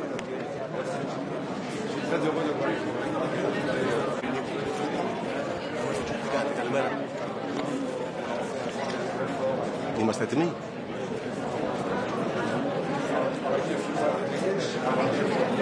Σήμερα το κυρίαρχο σημείο σύγκλησης της Ευρωπαϊκής Ένωσης και της Αμερικής στον τομέα της ενέργειας είναι η απεξάρτηση από το ρωσικό φυσικό αέριο. Και σε αυτή τη νέα ενεργειακή αρχιτεκτονική η πατρίδα μας διαδραματίζει πρωταγωνιστικό ρόλο. Με στρατηγικές υποδομές, ρεβιθούσα, FSRU, IGB και ενεργή ανάμειξη στον κάθετο διάδρομο. Στηρίζουμε τον κανονισμό Repower EU καθώς οδηγεί την Ευρώπη σε ενεργειακή ανεξαρτησία. Απαραίτητη η αυστηρή τήρησή του από όλους. Γι' αυτό χαιρετίζουμε τη ρητή πρόβλεψη στον αγωγό Turk Stream που μας προστατεύει από την καταστρατήγηση του κανονισμού. Η Ευρώπη οφείλει να επενδύσει άμεσα σε ενεργειακές διασυνοριακές διασυνδέσεις, καθώς η ενεργειακή ασφάλεια οφείλει να μεταφράζεται σε χαμηλότερες τιμές για τα νοικοκυριά και τις επιχειρήσεις. Σας ευχαριστώ πολύ. Να είστε καλά.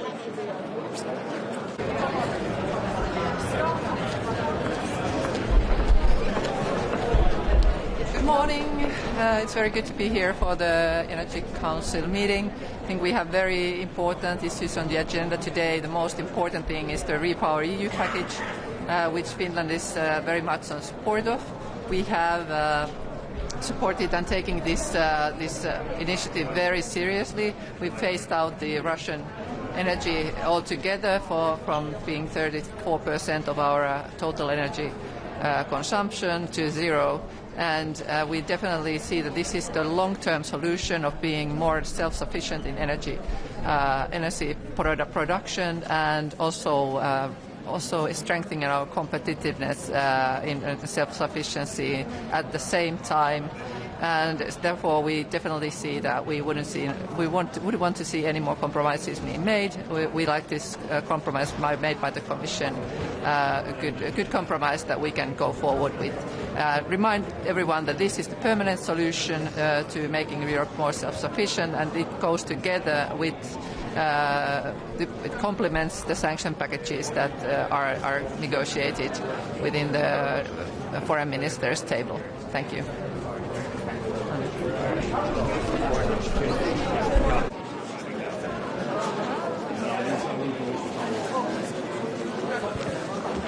Good morning.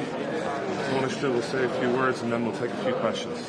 Hello there, delighted to be here at today's Foreign Affairs Council. I think it's a very important opportunity to take stock on the situation in Ukraine, and most particularly the need to prepare to implement and deliver a 19th package of sanctions. I think it should be possible to get that done this week between the meeting today and the European Council later in the week.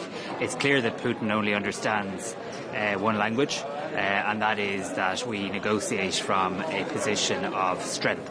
And it's really important in standing in solidarity with Ukraine that we take every measure possible in terms of increasing the pressure on Putin to come to the negotiating table and to bring about a just, lasting and enduring peace. So I look forward to having the discussion with colleagues here today, and I believe a 19th package of sanctions should be agreed this week. I think it's very important that it is.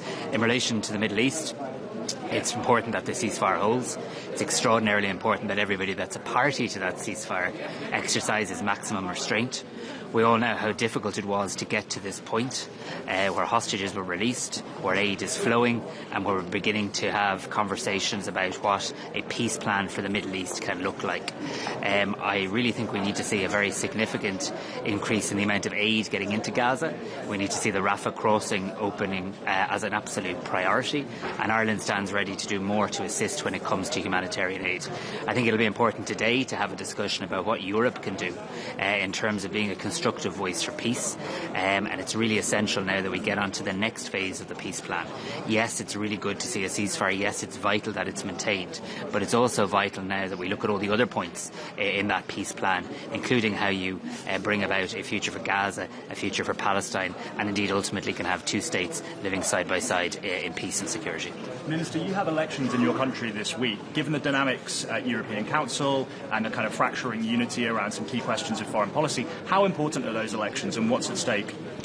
Well, I think it's really important when the people of Ireland go to the polling stations on Friday that we very much reaffirm our European values. Ireland is a country that is proudly at the heart of the European Union. Ireland is a country that will have the presidency of the Council of the European Union next year. And it's very hard to see how any candidate can say that they're pro-European or in favour of Europe and yet vote against every single European treaty. That's not the definition of pro-European. So I'm hoping this week when people go out and vote for the President of Ireland that they will vote to reflect our values. It is a narrow ballot. It is a small ballot. It's a more narrow ballot than many people expected. But ultimately there's a binary choice on the ballot on Friday, and I think in the hours and days ahead, when people look at the two candidates, I'd ask them to ask themselves the question, who is the candidate most closely aligned with my worldview? Who is the candidate most closely aligned with my values? Who is the candidate that will be the safest bet in terms of representing Ireland with pride and distinction at home and abroad, and will never let our country down? And indeed, who is the candidate that is pro-Europe? Because at a time where European unity is so important, I want Ireland to very clearly vote in that direction. So, you were thinking about using the first methods, Russian first methods, for helping Ukraine. What is needed and to get there? And do you think there will be a decision on this week? I hope there's a decision on this week. I hope there could be a decision on this at the European Council, and I think the conversations we could have today could hopefully pave the way for that. I think there's a need to consider quite a number of issues, including how it doesn't appear on the national debt of any member states. I know that is an issue of concern. But the aggressor should always pay, and it's important that Ukraine can have use of the resource that it needs in the here and now. I think it's also important that if those assets are used, that they're used for a variety of things, including for humanitarian and budgetary needs in Ukraine too. Okay, yourself.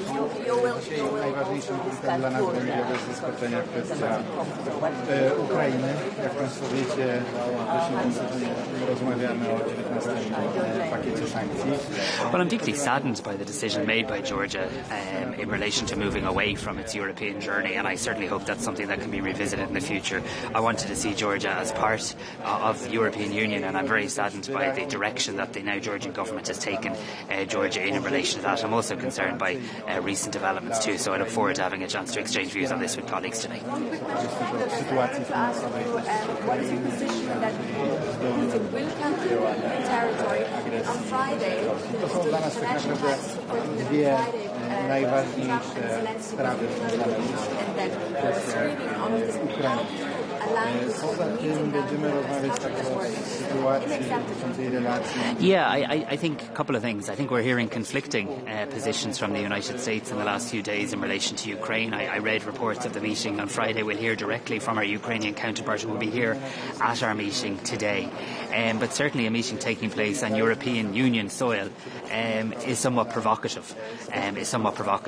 But anything that can bring about peace is something that would be welcomed. But understanding the parameters of that discussion and ensuring that the United States and the European Union is aligned closely in advance of any such meeting would be really important. And I hope today's meeting and the European Council later this week can make progress in relation to that. Okay. I think it's very important that the European Union keeps all of its options on the table. Of course, in the here and now, peace, maintaining the ceasefire, getting the aid in is absolute priority. But we also know the fragility of this ceasefire. We know the horrific humanitarian catastrophe that the people of Gaza have experienced, the famine conditions that they've lived through. So I think we should be keeping all of our options on the table whilst wanting to play a constructive role in relation to peace. Thank you very much. Thank you very much. Podniesione nasze polskie na poziom.